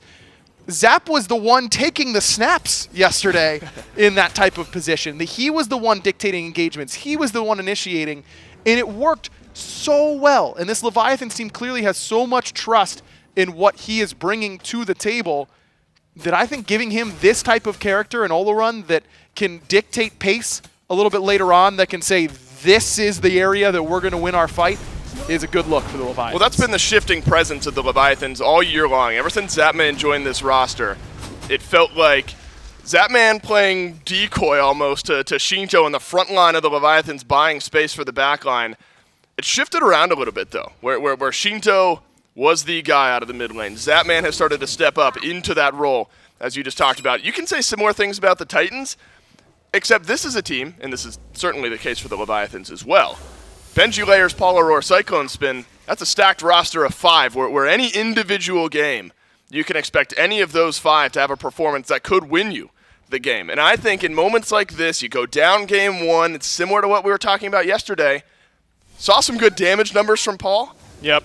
This is where you start to lean on the 2-time back-to-back to help get you back into a set. Got to have him take over in a situation like this. I mean, that's what Paul does. He's a transformative player. He's the type of player who just will instantly turn the game on its head and make it all about him. And so giving him a pick that is always all about the hell like he has here makes so much sense and is such a good complement to his typical play style. So, you know, these two former teammates, the two guys we interviewed right before the match, Zatman for the Leviathans, Paul for the Tartarus Titans, the two players who are vying to be the first back-to-back-to-back world champions in SMITE history. Someone's going to do it. I think that they're the two to keep your eye on. Absolutely. Paul, though, shifting away from the Book of the Dead build, was Book of the Dead on Zeus last game. Shinto opted for the same build on the Hell. Paul, for the time being at least, looking for something a little bit different. Chronos Pendant into what looks like a Breastplate of Valor up next. I mean, when you got Panatom and Shinto putting all that pressure on you in mid, a little defense second overall makes sense. Yeah, I think that this is typical Paul, like we said. I mean, he loves going Breastplate second. Any excuse, he'll do it. This build, the main difference between Paul's build, besides the first item, is that starter item. That he goes Conduit Gem, where Shinto went for Sands of Time. And Shinto was able to upgrade that Sands of Time into a Pendulum of Ages. And it's all about hitting that 40% CDR mark for Hell. Where are we going to hit 40% CDR? Because we need it. We just want as many. She already has access to more abilities than most other characters as a stance switcher. So how can we get to getting maximum effectiveness out of this kit? And it's all about getting to max CDR. Right. It's a matter of when. Shinto waited until he could upgrade it as starter to get to max CDR. Paul's going for it immediately with Chronos Pendant into Breastplate. And with that Conduit Gem starter, it's going to give him more power when he upgrades the starter, but less utility maybe than what we saw out of that Pendulum of Ages. Though Gem of Focus is pretty good in the utility department as well. Aurora has eyes for Zatman here on left, but the Oleron with Beads and Sanctified Field probably feeling just fine. Stunned down from Wrong-You and just trying to secure that Harpy is Zatman. It's been quiet in the first 8.5 minutes from both of these junglers, Aggro. A far cry from what we saw from Layers in Game 1. The Erlang Shen, no surprise. You get active early in the mid lane. Shinto's not that much more mobile than what the Hell was in game number 1. No. Maybe the power curve is a little bit slowed down on this Kamazotz instead of the Erlang Shen. Yeah, it looks like the pressure is here, though, for the Titans. I mean, Izanami is guaranteed pressure there you go. On your left-hand side, and because the priority is owed to the Titans, they're able to open up a red buff invade, though. Not much else. A worrying trend for the Titans is that it feels like every single Riptide from Wrong-You has at least made life uncomfortable for one member of the Tartarus Titans on the left side of the map. And that's I really feel like Umoja is almost a rhythm god. I talk about it a lot with gods like Ra and you enter Scylla, a flow state, you know, where you're just when you're seeing everything hit the bottom of the net, you're going to be feeling really good whenever it gets to the fourth quarter. Right. And so, you know, we're early in the game, but Wrong-You shooting like near 100% with the stuns and with the Riptides. I agree with you, man. I think that's going to give him some confidence, and he's just been unbelievable on this pick in his career. Every great SPL support has developed a great Umoja. Right. It's just been a requirement. That god has been such a part of the meta for so long. But Wrong-You might just be the guy on this pick. A rare miss, but Aurora jumping out will force the miss from Wrong-You. Has been a little pressure here on left, mostly on the buffs though, but hasn't kept Zatman behind enough. Now the question is, on the flip side, you start to look at Izanami. It's not like Cyclone Spin doesn't scale incredibly well. True. As well. Sanctified Field, fantastic of course in the ultimate department. But if you start to look at some of the shred that you're going to need to melt through the Atlantis Leviathans, Cyclone Spin is going to have that in spades. He goes Crusher into Asi. You're getting some of that attack speed winding up early on in this build here. And this is a pick that the Titans leaned on yesterday to get themselves back into that set. And it should be, you would hope, a good look on some follow-up from what the Titans are setting up. I mean, we've talked a lot about Zap, but Cyclone Spin is a world champion in his own right. He's previously been considered the best player in the league at a different position, but has always been one of the best ADCs in the league. Riptide's good for defense this time from Wrong-You. Aurora takes it, but not under any real threat. Gold Fury picked up here. Or spawns, rather, what I'm looking for, picked up by the map. Atlantis Leviathans hovering in this area. They're going to have to do it without the beads from Yark's here. Panatom, though, who used them just a moment ago. There we Rivers go. Rebuke traps Paul where he stands, and it's a drop kick against the wall, but Jaeger on the other end is just in time. Winds of Shamash says goodbye to Paul. On the other side of the fight, though, Zap Man turns it around. Layers does not get the kill. Benji now in the front of Yarkor, gonna have to use that ultimate to try and escape, but Panatom has chased down Aurora already. Oh my god. The Leviathans have come to play on Championship Sunday, and they are gonna rout the Tartarus Titans at the start of Game 2. Deicide, hello, 11.5 minutes in. Panatom with the 3-piece in the grand finals of Season 8, and the Leviathans will turn their eyes towards the Gold Fury. Disastrous start to this game for the Tartarus Titans. They're going to lose both of the neutral objectives. They will lose all 5 members of their team. 2,500 gold right now. That's going to get a whole lot worse. Unbelievable from the Atlantis Leviathans, man. This team with the narrative of we aren't sure if they're going to be able to handle the big moments, that they've struggled in these types of moments in the past. They've had it look like some games are a little bit too big for them. Come into Game 2 where they're already up 1-0 and they just clean sweep the Tartarus Titans. What a perfect engage by Rongyu. Yarkor beats Benji on the rotation, and they get onto Paul, the priority target, right away. And that's okay for the Tartarus Titans. If they're going to use that much on Paul, that's how it's going to go. We have to win the rest of the fight. But Zapman somehow survives that backline dive. Panatom goes pretty much unmarked. I wanted to see this. Zap up against Layers and Cyclone Spin in the 2v1, runs to his support. Couple of crits, the body block. Thank you very much. That is clean smite right there from the duo lane of the Leviathans. And that's what we talk about when we say there could be follow-up from Cyclone Spin. The dodge on the Dark Portal, I mean, he was a few pixels off that damage rolling through, and how different that fight may have looked if Zapman didn't end up standing. But he did stand, and that's all that matters. And now the Leviathans in commanding control of game number 2. 4,000 gold in the lead, 13 minutes in. And this is not the type of game that the Leviathans tend to fumble away. A team that is so clean in the early game rarely makes mistakes when they are this far ahead. But the dynamic nature of the way the Titans play does keep things interesting here. You never know what you're going to get with Paul. You have this scaling with Cyclone Spin. Everyone's got 1 deaths on the Titans. There is potential for the Titans, but it is difficult when the Leviathans play as well as they do from ahead. It's so difficult because the Leviathans, I think, have itemized well enough this time around. They've got that anti-heal, they've got Contagion, they've got Brawler's Beat Stick ready to go. Sanctified Field on a Cyclone Spin. That slow is enough, and Panatom is on an absolute tear. Triple kill in the last fight. Kill on the Cyclone Spin on the left side of the map. Gonna take a little time to scale up that Izanami as Zapman and Panatom keep putting their pressure where it stands. I mean, where are the Titans supposed to go? All their waves are getting pushed. They're losing towers in the left lane. They're nearly ready to lose that mid lane tier 1 as well. The Leviathans just exerting their will on the map, and the Titans have to try and figure out where can we stop the bleeding. And Shinto, maybe he'll send his stinger out a few moments ago, uses his beads, avoids the CC. No chance he brawls out with Layers and Paul. Yarkor rotates over from the solo lane. Layers into the bat out of hell. He will swoop, he will leave. Rongyu throws up the River's Rebuke, and Paul, desperately clinging to life, will use the cleanse, walk out of the stun, but the damage from Shinto is big on the back of this fight. A win maybe for the Titans if they don't die. Zap and Panatom looking for Aurora, but Aurora's here with Cyclone Spin. Oh my god, Zapman almost happy, almost thanking Aurora for delivering him to Cyclone Spin's doorstep. Paul will not rotate in to the back of this fight. There was no Dark Portal. That could have made a difference from Cyclone Spin in that moment.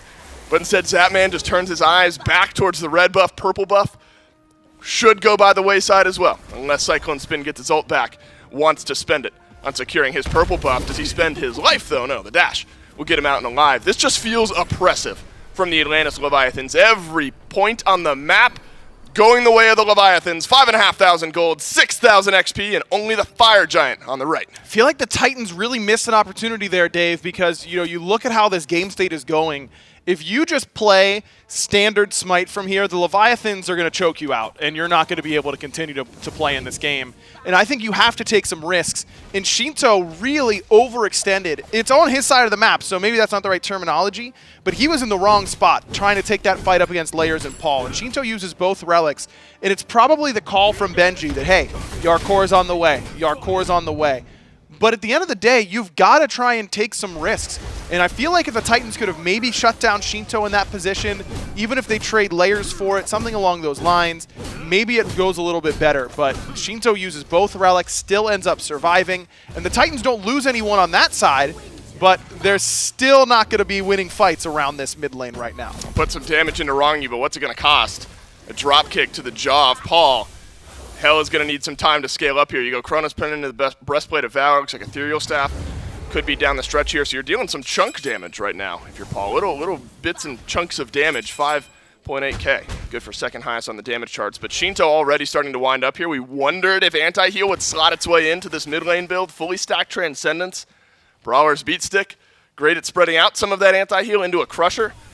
Shinto right now, probably the more threatening of the two in the damage department. Layers uses beads and jumps away. And that's just what Yarkor is bringing, baby. I mean, just walks underneath the tower, unpressed, and gets the beads out from Layers and forces him to jump away. And this is perfect play from the Leviathans. It's not needless aggression.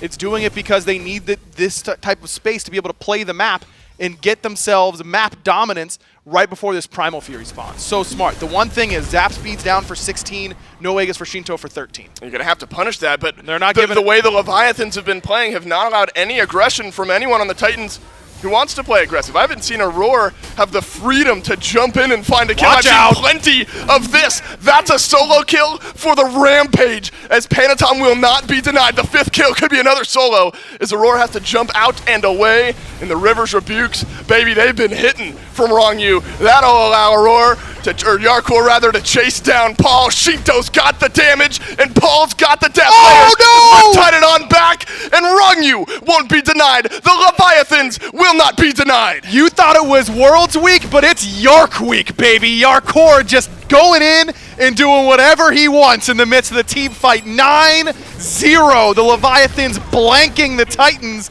in game number 2. There are still 25 seconds on the death timers of both Layers and Paul. This mid lane Phoenix might be an afterthought. Benji could be an afterthought. The Leviathans will knock down the mid lane bird, and as 5 will back off. Unbelievable beginning to this set for the Atlantis Leviathans. And you want to talk about soul crushing, man. I mean, this is difficult for the Titans because they know this game is out of their hands now. It is simply if the Leviathans will make enough mistakes to get them back in this game too. And we've seen the Titans do reverse sweeps before. It's not out of the question. They did it to the Kings at Phase 3 playoffs. We're in that territory. We're an hour and a half into this day. I know. And we're already considering reverse sweeps for the Titans. They've been swept by the wayside. Aurora could make a play, and he will not. Winds of Shamash will force out the Ragnarok, and galloping away is Aurora, and Shinto will make him play. 10-0 Leviathans, all 5 with the fire. Just cannot be cleaner from the Atlantis Leviathans. I mean, this is a pristine game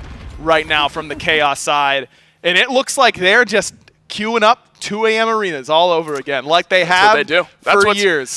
That's what's put them here, right? Not that the Titans work hard, just like anyone else does.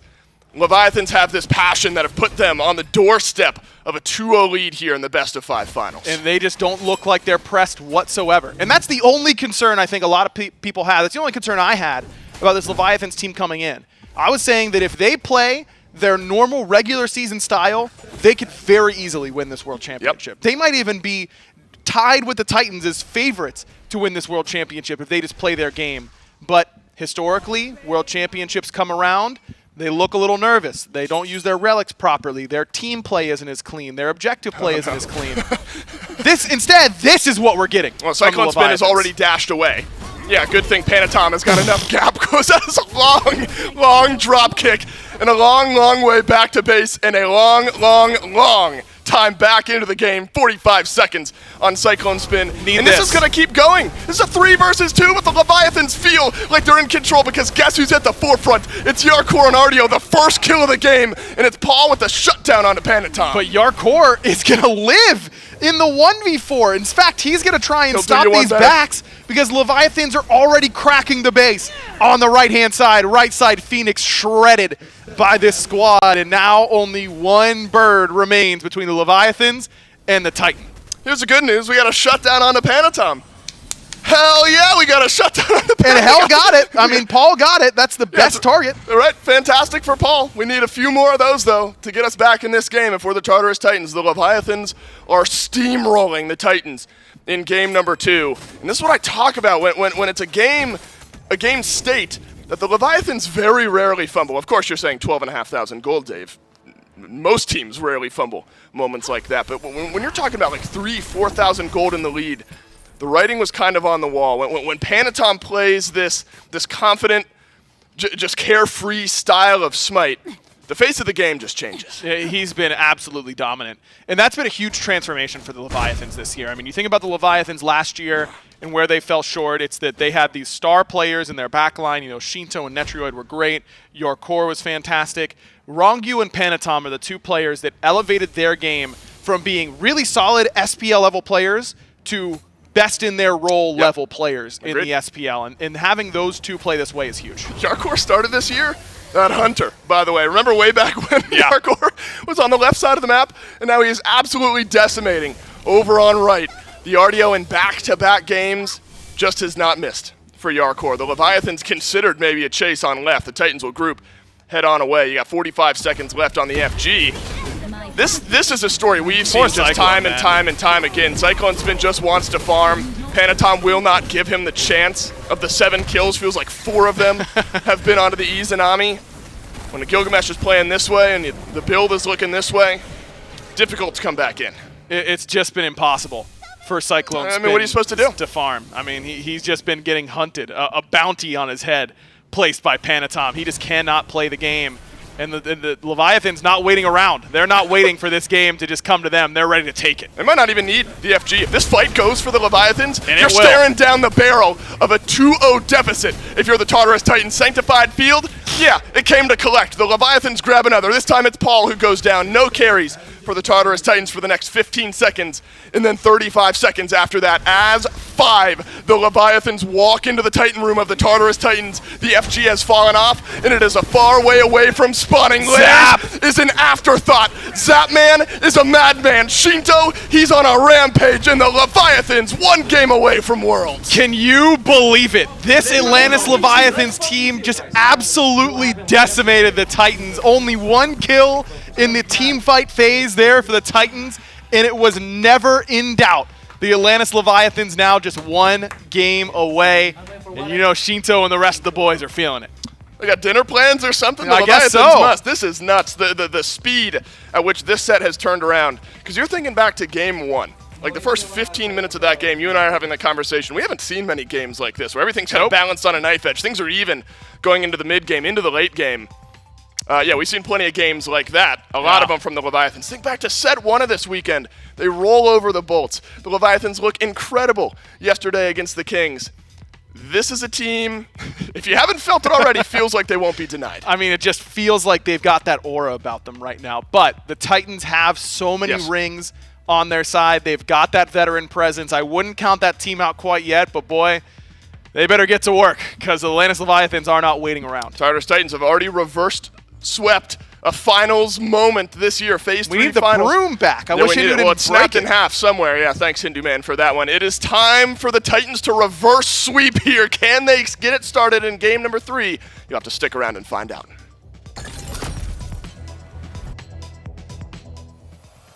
Something a little more tried and true in the Ica video. Oh, that's a lot of damage onto Veronica. There is no chance for the Morrigan. And the Leviathans will answer back, make it 1-1. 7 minutes in.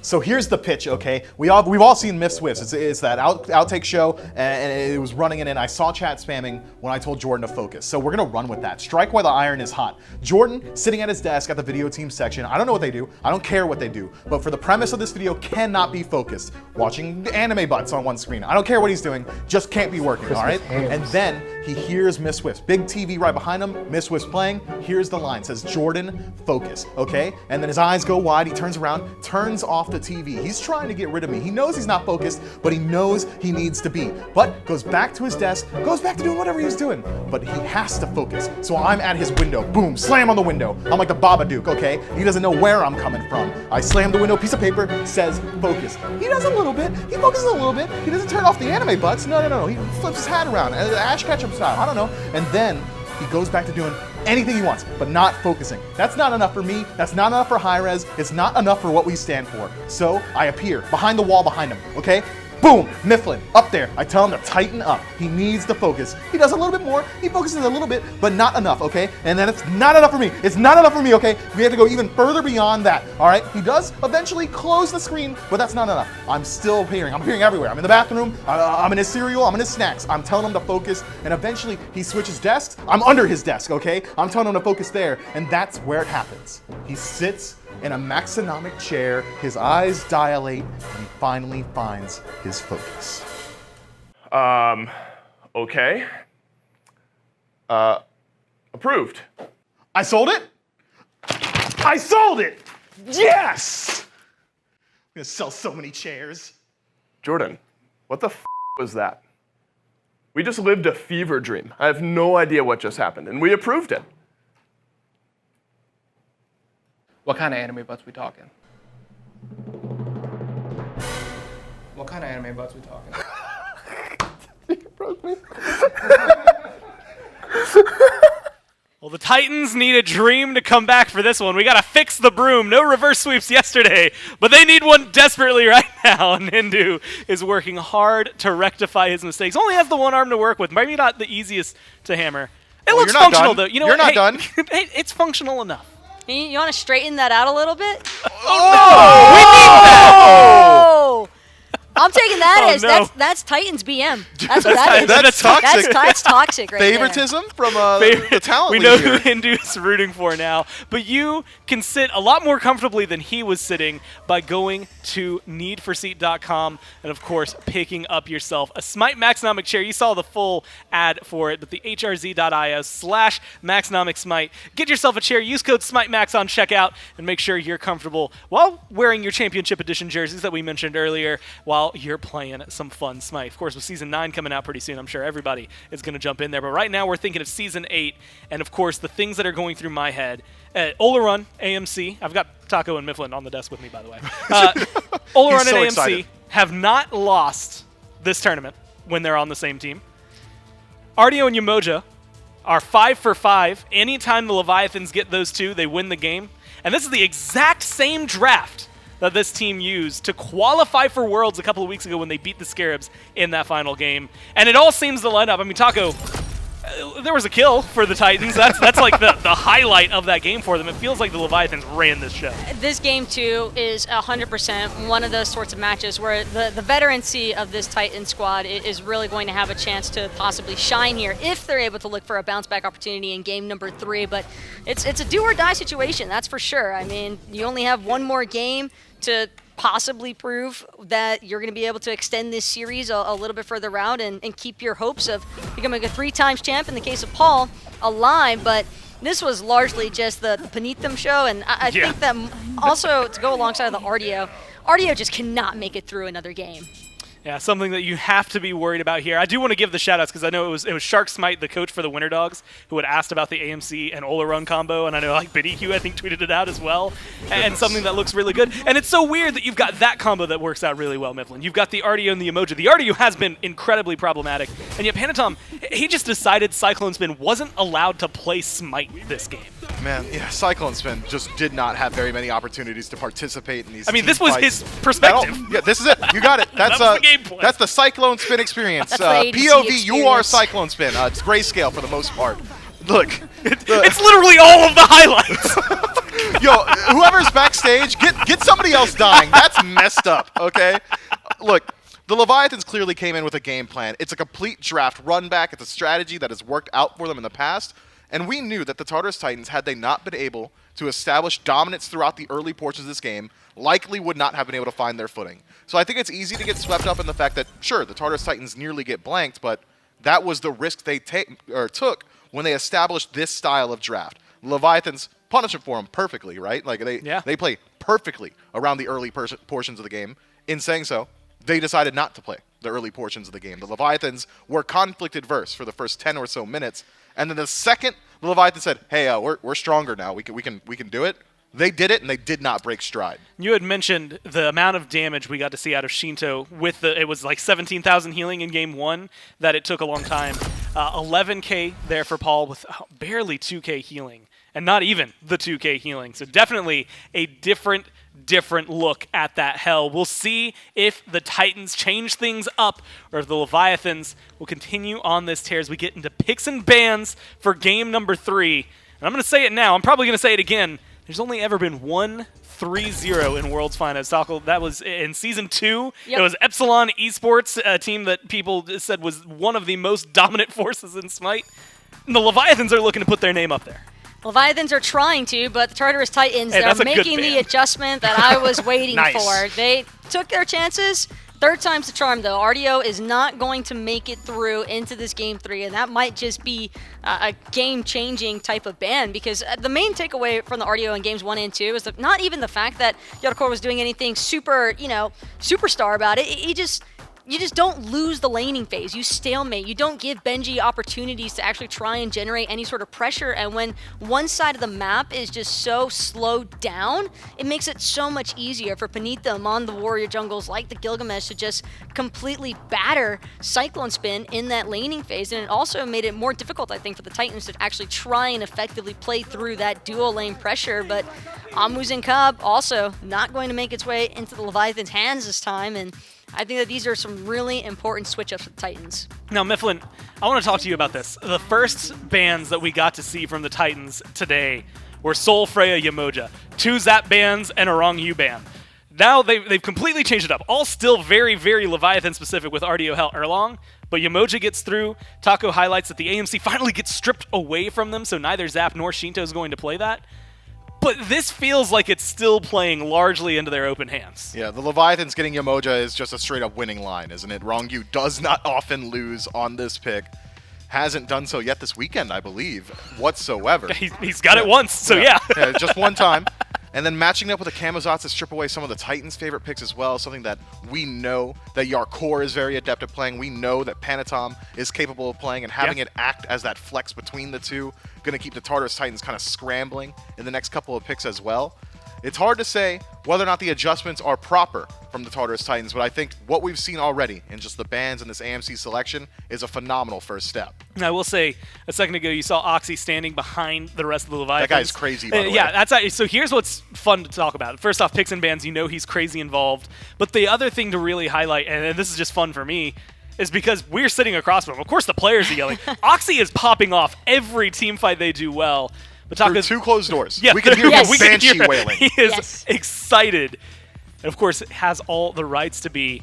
Taka, this Camazotz comes through, and Mifflin had kind of touched on it, but this is something that is very much what is the phrase, split pick? I mean, both players, we have 2 players who can play it and really, really flex that around.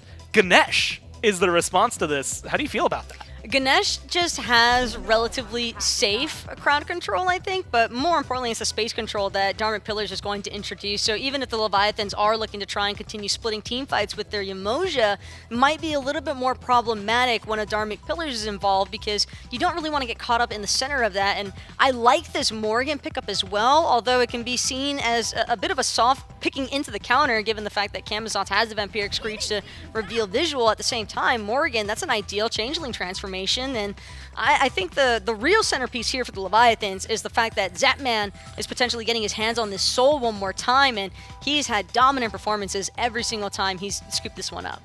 Now, I know it didn't win yesterday, but Mifflin, every time we see this Soul locked in for Zap, it typically gets paired with a Hunter. With AMC getting stripped away, I go to the next Hunter that I think of for Shinto. It was the Uller. Didn't have the successful win rate yesterday. The Chiron, though, was absolutely nuts when Shinto played this. Titans are going to ban one of them. Do you think they try to isolate more hunters just to kind of box in Shinto? I think it could be a good call, right? We don't have a whole ton of data on Shinto's ability to play things like the Charybdis, but I think that is something he could be looking towards. Has a decent matchup into the picks like Ganesh. I mean, Dharmic Pillars essentially doesn't work on gods like Charybdis. Instead, it is the Medusa ban. Again, another hunter targeted out here, and a very aggressive one, likely. The Tartarus Titans concerned about the mid 3v3 potential that the Leviathans are already threatening. Gilgamesh. But, that being said, the Leviathans don't have to go towards their picks or selection for Shinto just now. They can go ahead, wait it out, get something very safe in the jungle with Gilgamesh being locked in. I think we've got a much better look now at the Leviathans draft. Very likely it will be Yarkor on this Camazotz through the soul lane. Gilgamesh been acting as a facilitator more often than not when piloted by Panatom, and what better to facilitate than a hyper carry soul in the late game, the front line, incredibly dive heavy already for the Leviathans. I like this a lot. Now, I do want to mention this just because it's the bans for the Leviathans, Osiris, Chalk, actually the exact same two, just in a different order than what it was in game number 2. But these are the first 2 Chalk bans to ever happen at a Worlds. It's only happened, I think, 5 times at other tournaments. And so that's wild to think about what he has been able to bring. Taco, it's a Bastet, a Nike, and the Gilgamesh over there for the Leviathans for these bottom 3 so far. People are sleeping on Chalk. The Rain Daddy has a lot of potential. I'm sorry, the Rain what? The Rain Daddy. Understood. She didn't stutter. I did not stutter. No, you didn't. Go on. I mean, I understand why you won here 2 times over, but right, that's one just more. Chalk supremacy. But okay. The thing about Chalk, it's the AoE control, man, especially alongside of the Ganesh. I think that it is a perfect unsuspecting combo that you would not really anticipate to be able to deal as much damage as. Honestly, Chalk is just such a lane bully, too. And I think that the Leviathans so far have done a great job, again, at just forcing Benji to stay solely in that solo lane side of the map. They're not really giving him any sort of room to move elsewhere. And actually, it looks as though this could be a switch up here, even for the Leviathans, with Shinto running the soul, because I have a hard time picturing him on the Heimdall in mid. Was it zapping game 3s and Heimdall? They just go hand in hand, right, Mifflin? I mean, exactly that. It almost feels like the Titans hit their battleship, right? Like we're playing battleship, the Medusa sinks it immediately, and they're like, the Leviathans say, we need to pivot, and it's a strong pivot. You still have great pressure with Soul through mid. You've got Camazotz matching up with you, Gilgamesh rather, and then the mid 3v3 once Umoja rotates through is still very survivable, has great lockdown, phenomenal CC follow-up, Supernova, just anything that Camazotz does because that god is so front-loaded with his damage. So the Leviathans, I think, in making this shift, have really convinced me on this draft even further. The only thing I would have maybe liked to have seen more was that Charybdis through mid, but I know that Shinto can play Soul. I know that Zapman can play Soul. I know they can both play Heimdall. And if I'm guessing, the Tartarus Titans are guessing, and that's scary. It's not a comfortable spot to be in. I want to talk about this Bastet because it's someone that we've seen a lot this weekend. She's not been winning a lot, Taco. Is this going to be enough for Layers in this performance to really elevate the Titans up? This is where we'll really get an opportunity to see whether or not this wombo combo between Layers and Paul that we've been seeing, this rise of the Tartarus Titans in general over the past few months since Layers joined this roster, this is their best opportunity to strike here. I think Morgan transformations into either the Nike or the Bastet in that early through mid-game duration can put a lot of pressure onto Shinto with this soul pick, because even with her having the disapparate, it still takes time to channel that ability. And if there's one thing that Bastet does not really allow a whole lot for, it's time of survivability. She does a lot of damage in an incredibly fast fashion, and I also just really like the idea of her ultimate being able to displace one of the frontlining members from the Leviathan. So I think Rongyu, Hardcore, even Panitam's going to have to be a little bit more wary with their positioning, because if they get gobbled up, it's going to have a hard time escaping from this follow-up out of the Titans. It's not going to be a walk-through easy street for the Leviathans. Mifflin, I'm going to jump to you really fast. Actually, I might not have the time. I'm going to do it as quick as possible. You said 3-0 this morning. You had thought Titans. Do you still feel the same way about a 3-0? Yes. That's all I needed. That's as fast as you could get it. It is one game away for the Leviathans matching what only one other team has been able to do in SMITE history. Will they win this in 3-0 or the Titans push us to 4? Let's find out now. One game away for the Leviathans, one game at a time for the Tartarus Titans. That's the way you've got to look at it. And when you got to win a game, What do? You lean on the back-to-back that's on your team. You give Paul the Morrigan in a must-win game here in the grand finals. Love the pick there for the Tartarus Titans, giving Paul something a little bit different too, because it's been Zeus and Hell and these 2 picks where you don't have that much agency over what's happening in the team fight. You're just hoping that it's working towards your favor, and then you can be the one to swing it.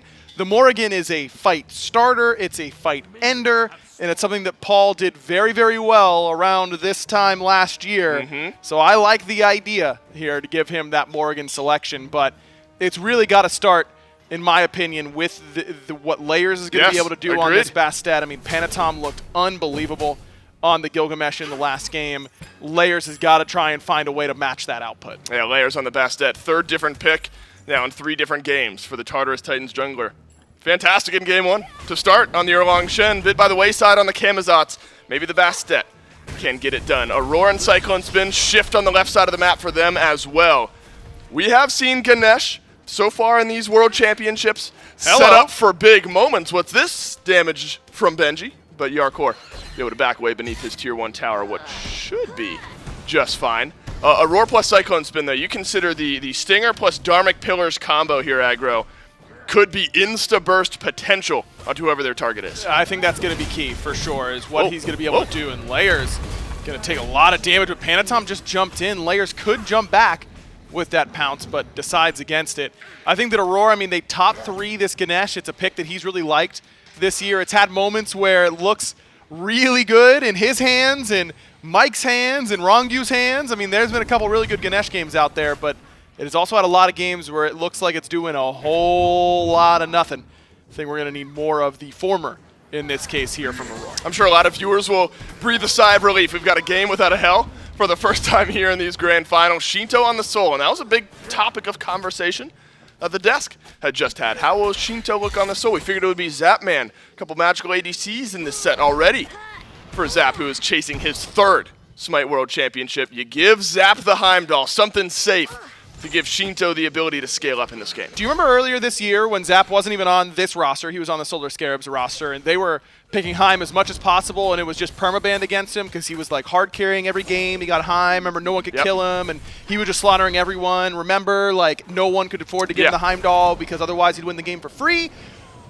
Well, now he gets it. Up 2-0 in a grand final sort of situation. So there is no concern.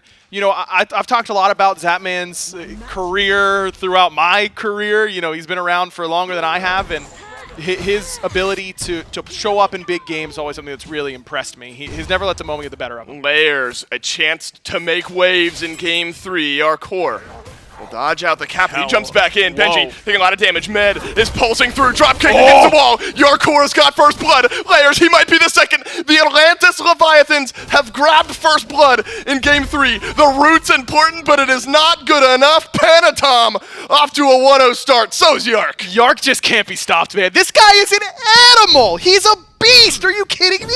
He jumps back in. He's just waiting for Layers to expend the cooldown. Just waiting for them to make the mistake. And then goes in 2v1. Just knows his damage value so well. He knows that I can buy enough time for Panatom to get here and make the difference in this fight, and baits it out perfectly. A beautiful start for the Leviathans. Now the Tartarus Titans, they got to lean on their jungle again. You got to bounce back in a moment like that. You need to look towards the sides of the map where there might be some susceptibility. But where is that now? Yarkor and Panatom off to a great start on right. Rongyu has got this Yamoja back over here on left. Big moments. Layers level 4 right now. You tick over to level 5. That's when you start looking at this new Bastet ultimate as maybe making some differences early in this game. But aggro, they got 4 sets of beads to deal with on the other side. 4 sets of beads. And it's not like the old Bastet where you just have that capability to deal damage and the beads don't really matter. If that ultimate gets beads out, it's really not doing very much. And that's if you land it, which as we've seen has not been a guarantee, and Layers is behind because of that great play that Yarkor just made. Absolutely. And Benji has been a stalwart player for this Titans team so far this year, aggro. It might need to be as well again this year. Zapman has connected with Aurora with his ultimate, and Aurora will crash down into the River's Rebuke. We saw this so many times in game number 2. Panatom just running down Cyclone Spin. Paul's here. Oh my god, Paul, he rotates in. Great players make great plays in big moments, and Paul has made one here in game number 3. Zapman gets up down, another kill over to Paul, a double kill, but Shinto rotates in late, and he'll grab himself one as well. Hunting for Paul on the transformation. Paul has gone north, but I don't think Shinto's going to have enough gas in the tank. This cursed orb giving Paul some movement speed, but Shinto is a soul, so he'll have some of his own with this apparate, but that's going to do it.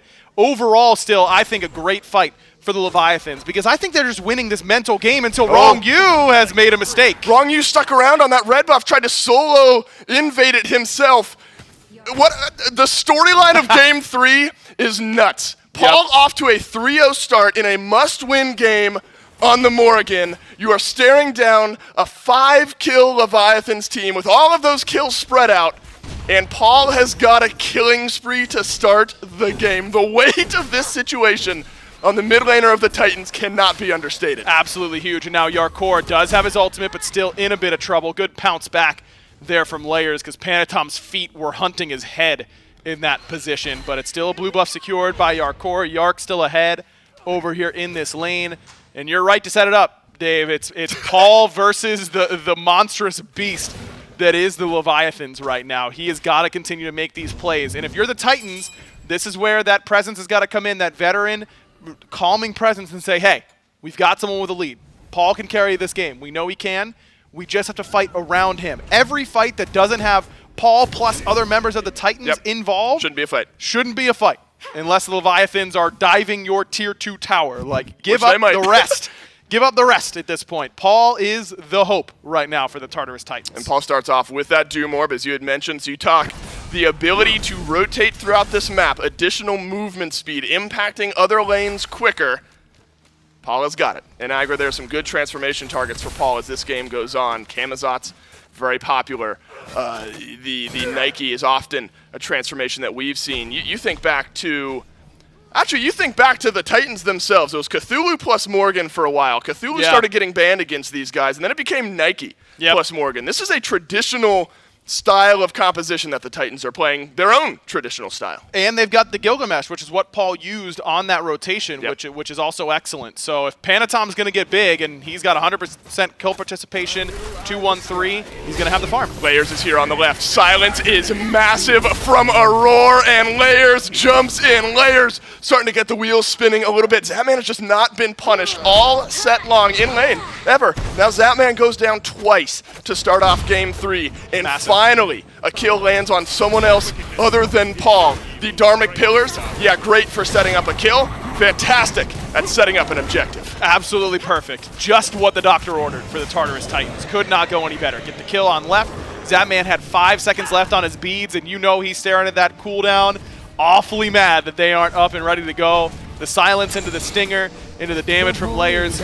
Couldn't be any easier for him. Well done by the Tartarus Titans. And then to go and grab the Gold Fury, absolutely perfect. You know Shinto is vacuuming up as much farm as he can, and a lot of that farm's available on the right-hand side.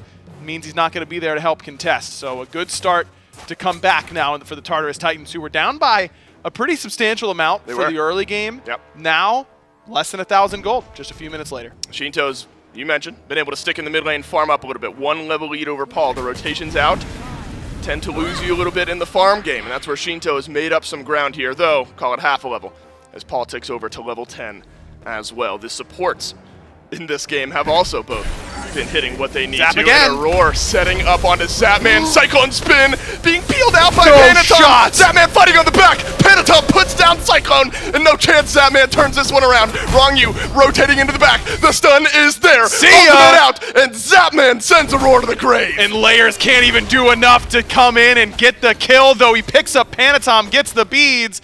At the end of the day, it does not matter. The Leviathans get 2 more, and just when they thought they could keep Zapman down, my man's is used to having people come to the lane. He wants the fight to come to him, and Zapman and Panatom make it happen. 2, 2, and 3, and a massive level lead for Zapman. Yeah, call it 2 levels for Zap over Cyclone Spin. And the way that the game started on the left, We're thinking we're on easy street all of a sudden. Cyclone Spin and Aurora, they can get the ball rolling. Layers makes a rotation over to left, makes Zapman pay. We're thinking the left side of the map can breathe for a moment. But Panatom in back-to-back games on this Gilgamesh. What do you end, like 7-1 or something like that in game 2?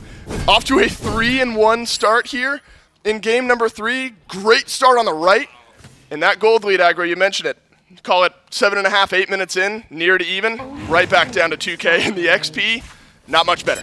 Shinto might be in trouble here. Paul around the back. Layers there, but Shinto just dodged out the stun by going forward. All gas, no brakes. Yarkor is coming around the backside of this fight. Panatom doesn't quite have the damage to win it right off the bat.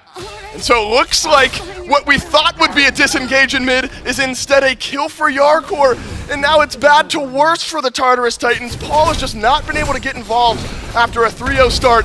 And the influence is spreading. Panatom, no chance, we're doing it again. We have done it again. Aurora will again be the last one alive. Winds of Shamash again will save his life. The Leviathans again will find 3 kills. You just cannot keep getting away with this, Panatom. How does he keep getting away with this? He's jumping in to an AMC. He's half HP and still able to survive because of Rongyu's healing on this Yamoja.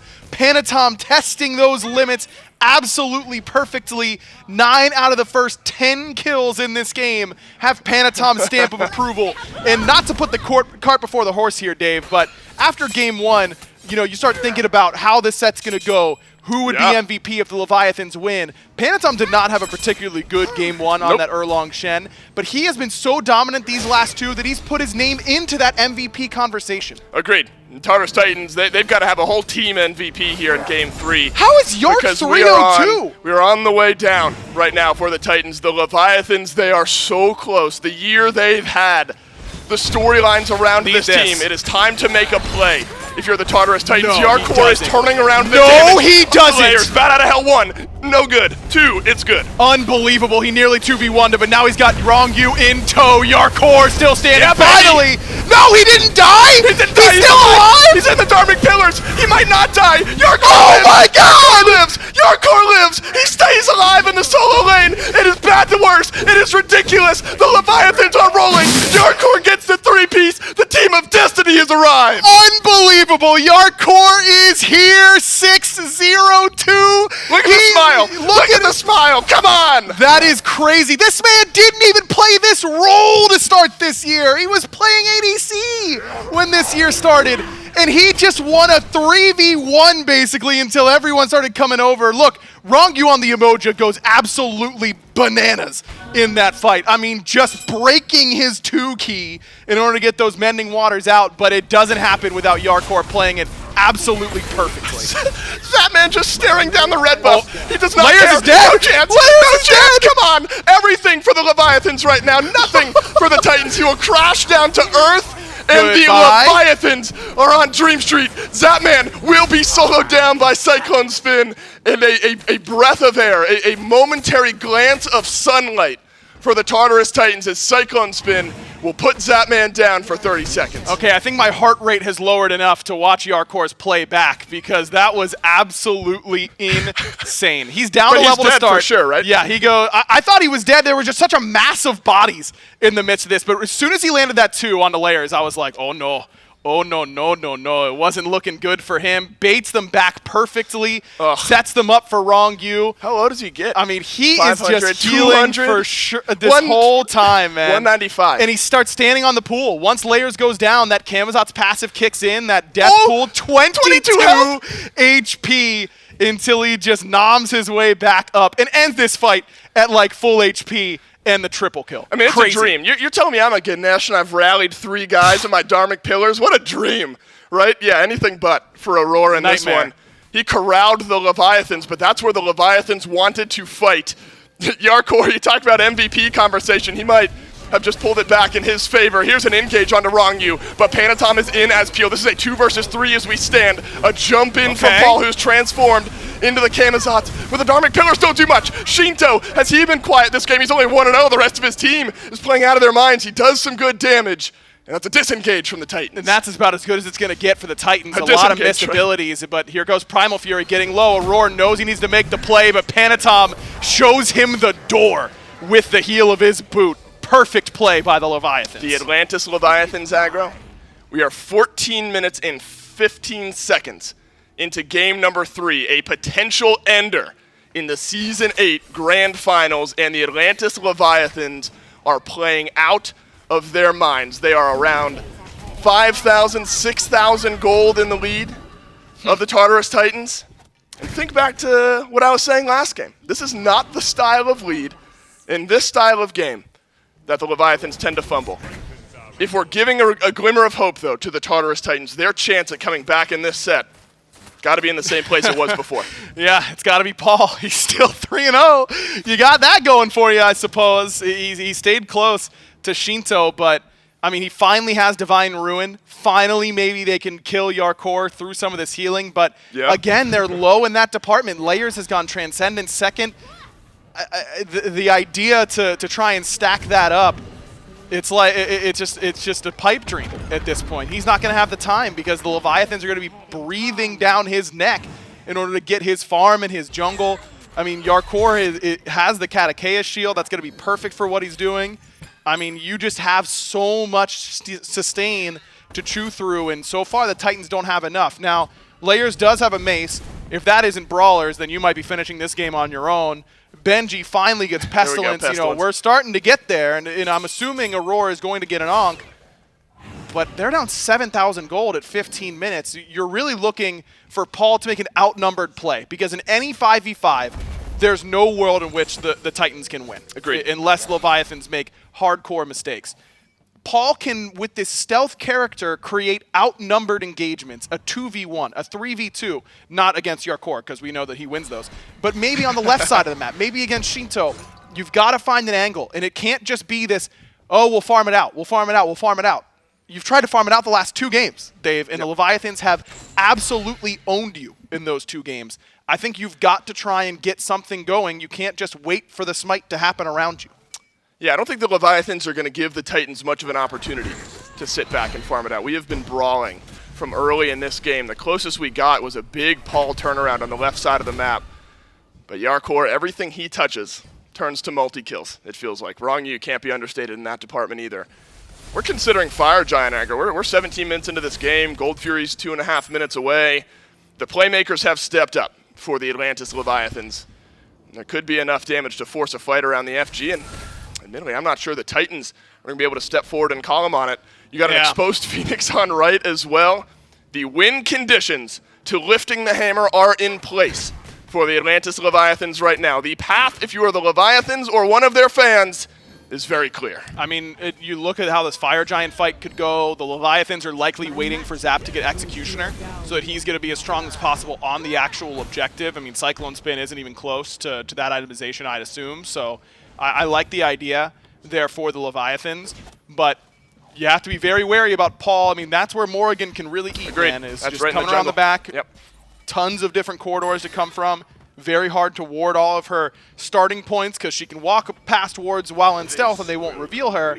It's only whenever where she's quote-unquote taking off from with that stealth.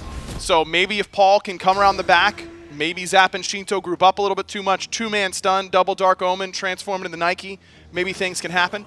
But that's, I mean, that's a long checklist of things I just said in order for it to be a good fight for the Titans. The weight of worlds on the shoulders of Paul right now at 301. The Morgan has made big plays in this game. You've got a lot of people to shut down if you're Paul and you're looking at the Atlantis Leviathans. Panatom, who's been on an absolute tear, grabs a Spectral Armor, so suddenly Cyclone Spin. That Wind Demon dealing a little bit less to himself there. Shinto's going to be sustaining up in these fights as well. Yarkor has, for a long time now, had that Transcendence fully stacked up. Levels-wise, Benji only 1 behind, 2 behind in mid, 1 behind. You can't win in a head fight. You definitely can't win one when you're behind. And how about the rotation from the Leviathan? Cyclone Spin has been sat on by Panatom in back-to-back games. And the door is now wide open. 40 seconds on the death timer. Cyclone has just been a complete non-factor this entire set. The Leviathans have said, care about fire? Paul's going to do his thing. We're just going to take Cyclone out. And we saw similar ideas kind of started by the Scarabs yesterday, I really thought. trying to take a page out of that exact same book, and the Titans have been absolutely clean so far. Why go for fire when you can take everything else without any sort of threat of anything happening? Oni Fury up. Oh, no. Shinto's here. 4 members. Only 3 members present from the Titans. Aurora nearly walked face first into a Riptide. Surely the Titans don't want to take this fight, right? I mean, they're grouping up around the Oni Fury that the Leviathans are considering here. Playing things slow still are the Leviathans. Anyone steps up from the Titans, see the trap laid for Aurora to walk around that corner. Oni Fury will be pulled. Leviathans will get it without much contest. Paul is in range, stealthed up. Panatom will call him up. Yeah, Panatom's going to jump in after him as well. Winds of Shamash down, and here comes Yark. This has been the setup time and time again. Paul will transform into the Kamazat, and he will swoop away. A defensive use of that transformation. We'll give a free Oni Fury onto the Leviathans. And the Leviathans now playing it nice and perfectly. No reason to be anything but patient in this position. It's right in front of you. You just can't reach out and grab it quite yet. You got to show a little bit of patience. This is the Zapman moment. This is Zapman moment. The communication of Zapman. Yep. Big. You see it all the time. I mean, all weekend they've been jumping up. They've been yelling, middle of team fights. Yep. Zap has just been sitting there stone-faced. You know, Job's not done. Job's not done. And after every game, they jump up. Zap just does the little head point. You know what I mean? That's what he's been all about this entire weekend. And he's doing it again here, the mastermind. A few locks on the door to the SMITE World Championship. Fire Giant is one of them. The Tartarus Titans have shown some face. Cyclone's not here. But how much more will you show? Cyclone spin on the left side of the map. Aurora jumped on, Riptide back. Shinto bursts Aurora down. There is no more Ganesh in this fight. Benji has to leap away as well. Fire Giant is taken by the Atlantis Leviathans. The River's Rebuke will go up. Yarkor uses the beads. He will chase down layers, and he might have the damage. He's looking for it. He's going to need to land the 2. That one misses and picked up by Layer's ultimate. But you think it matters? You think Yarkor cares about any sort of ultimate or damage? I don't think so. The only win condition Cyclone Spin sees here is pushing down this Phoenix on the left side of the map. There are still towers for the Leviathans to deal with. 1 tower for the Leviathans to deal with. They've got minions pushing down the right side of the map. It is going to be a 5v5 to end this game in the base of the Tartarus Titans. But this is a 4 versus 2. The rest of the Tartarus Titans are delayed on their back. This is the fight the Titans maybe have been looking for. Shinto is jumped on. Disapparate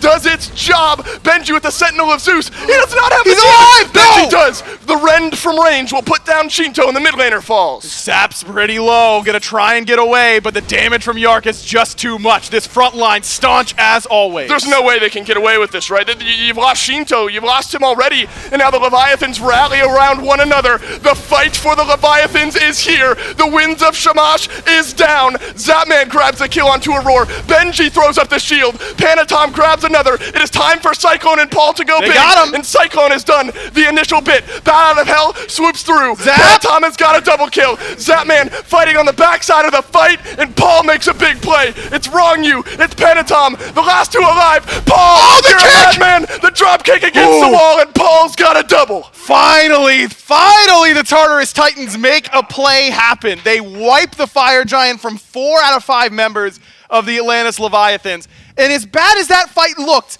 the entire time for the Atlantis Leviathans, I still felt like they were going to do it somehow. That they were going to somehow, through any way, win that team fight. And they still nearly did. But Paul just continues to be ice cold, man. 5-0-2, just unfazed in the front of it.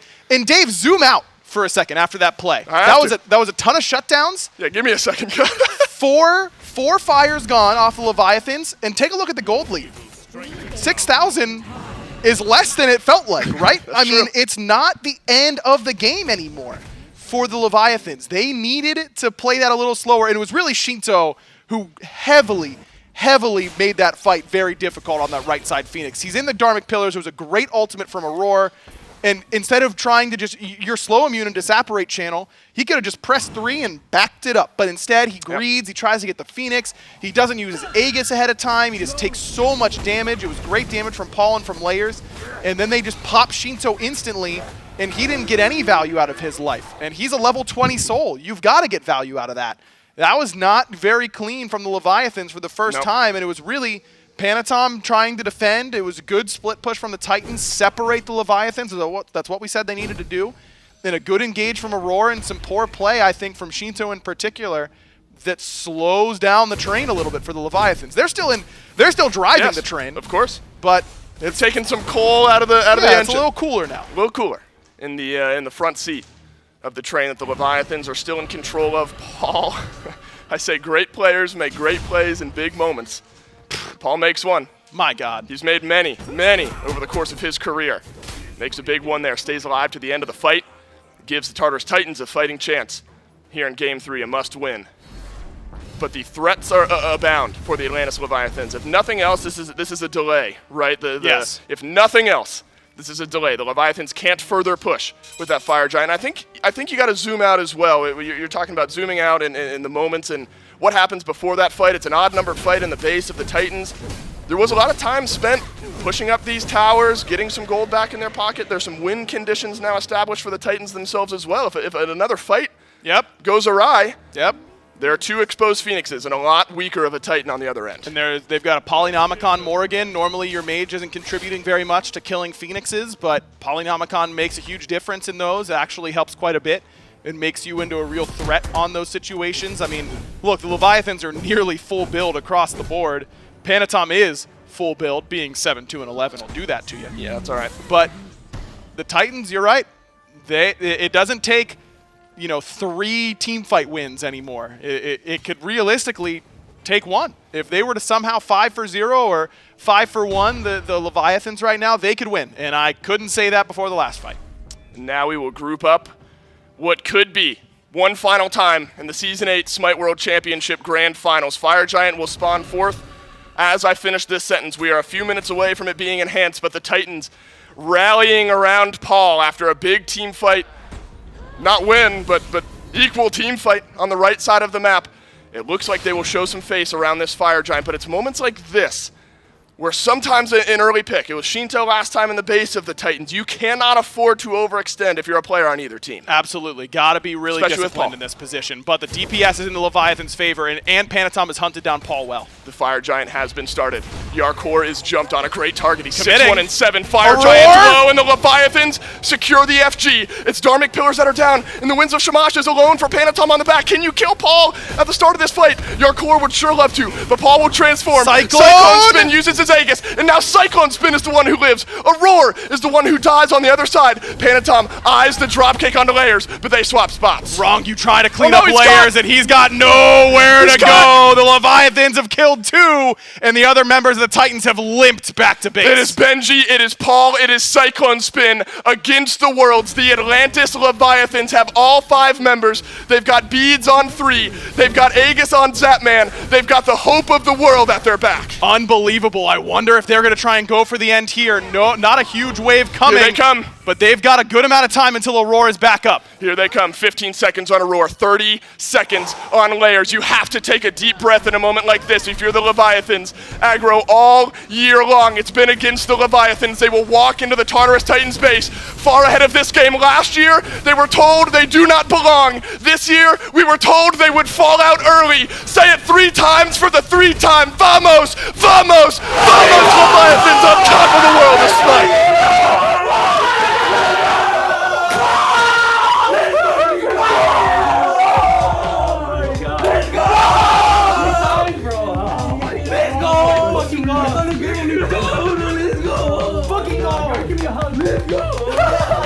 Let's fucking go!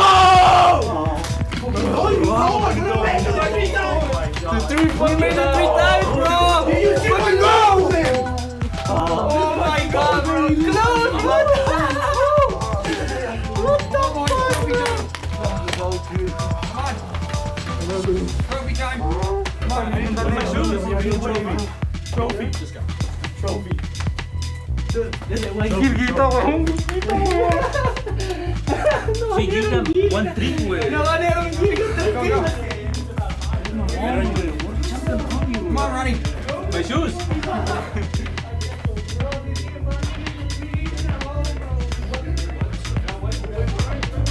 Hey!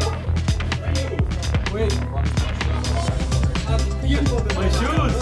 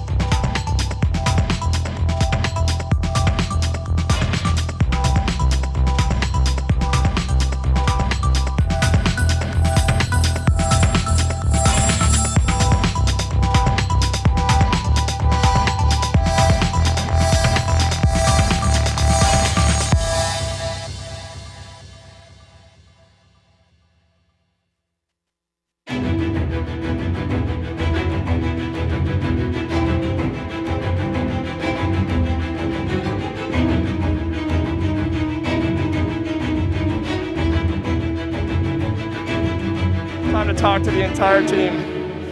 Yarkor, let's start with you here, buddy. My goodness, what a year you have had. You start the year playing Hunter for this team.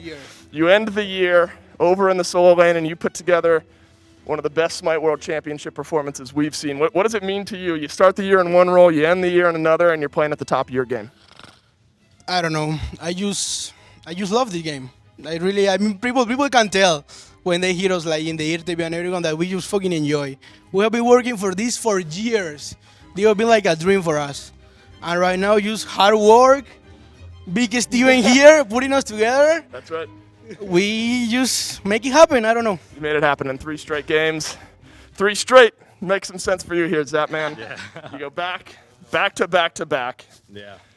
What does that mean to you? Is this the sweetest one yet? I mean, you win 3 straight. You're the first to ever do it. What does that mean to you? Yeah, it means everything to me. I mean, I pretty much gave my whole 20s to SMITE, and it's been, a lifelong passion of mine just to be a pro gamer.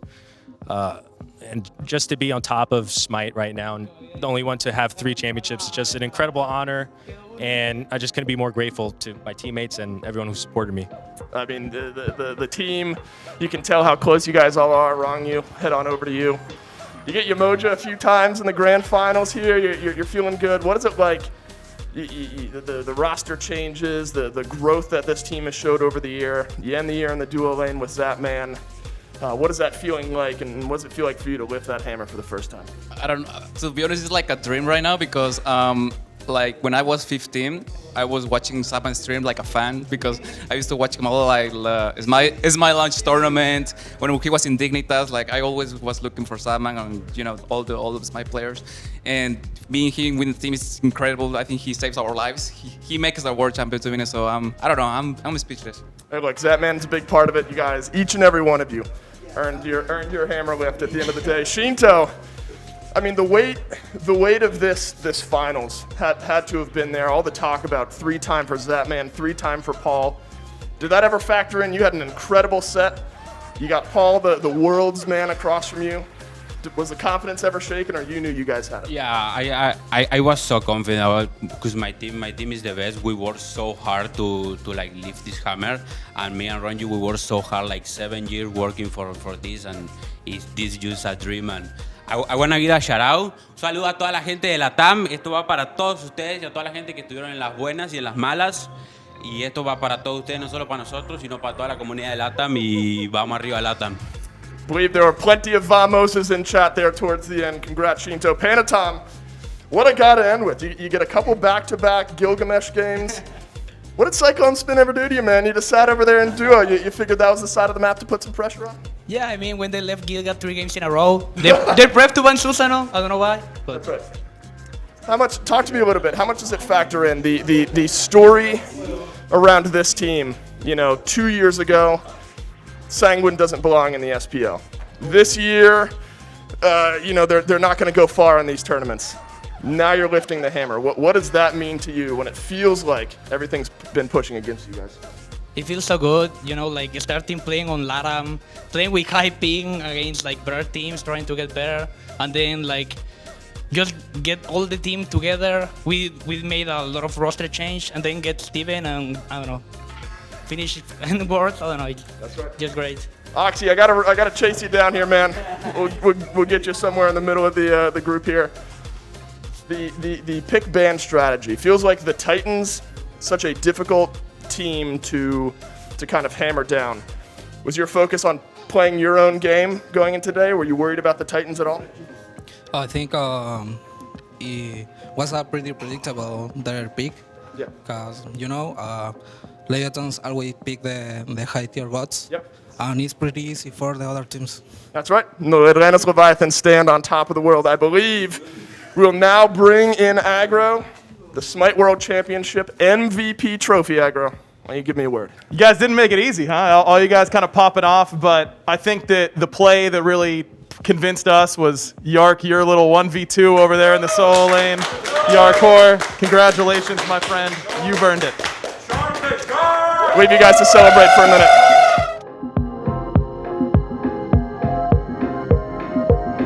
Pass that hammer around, Phil. Let's give it some love.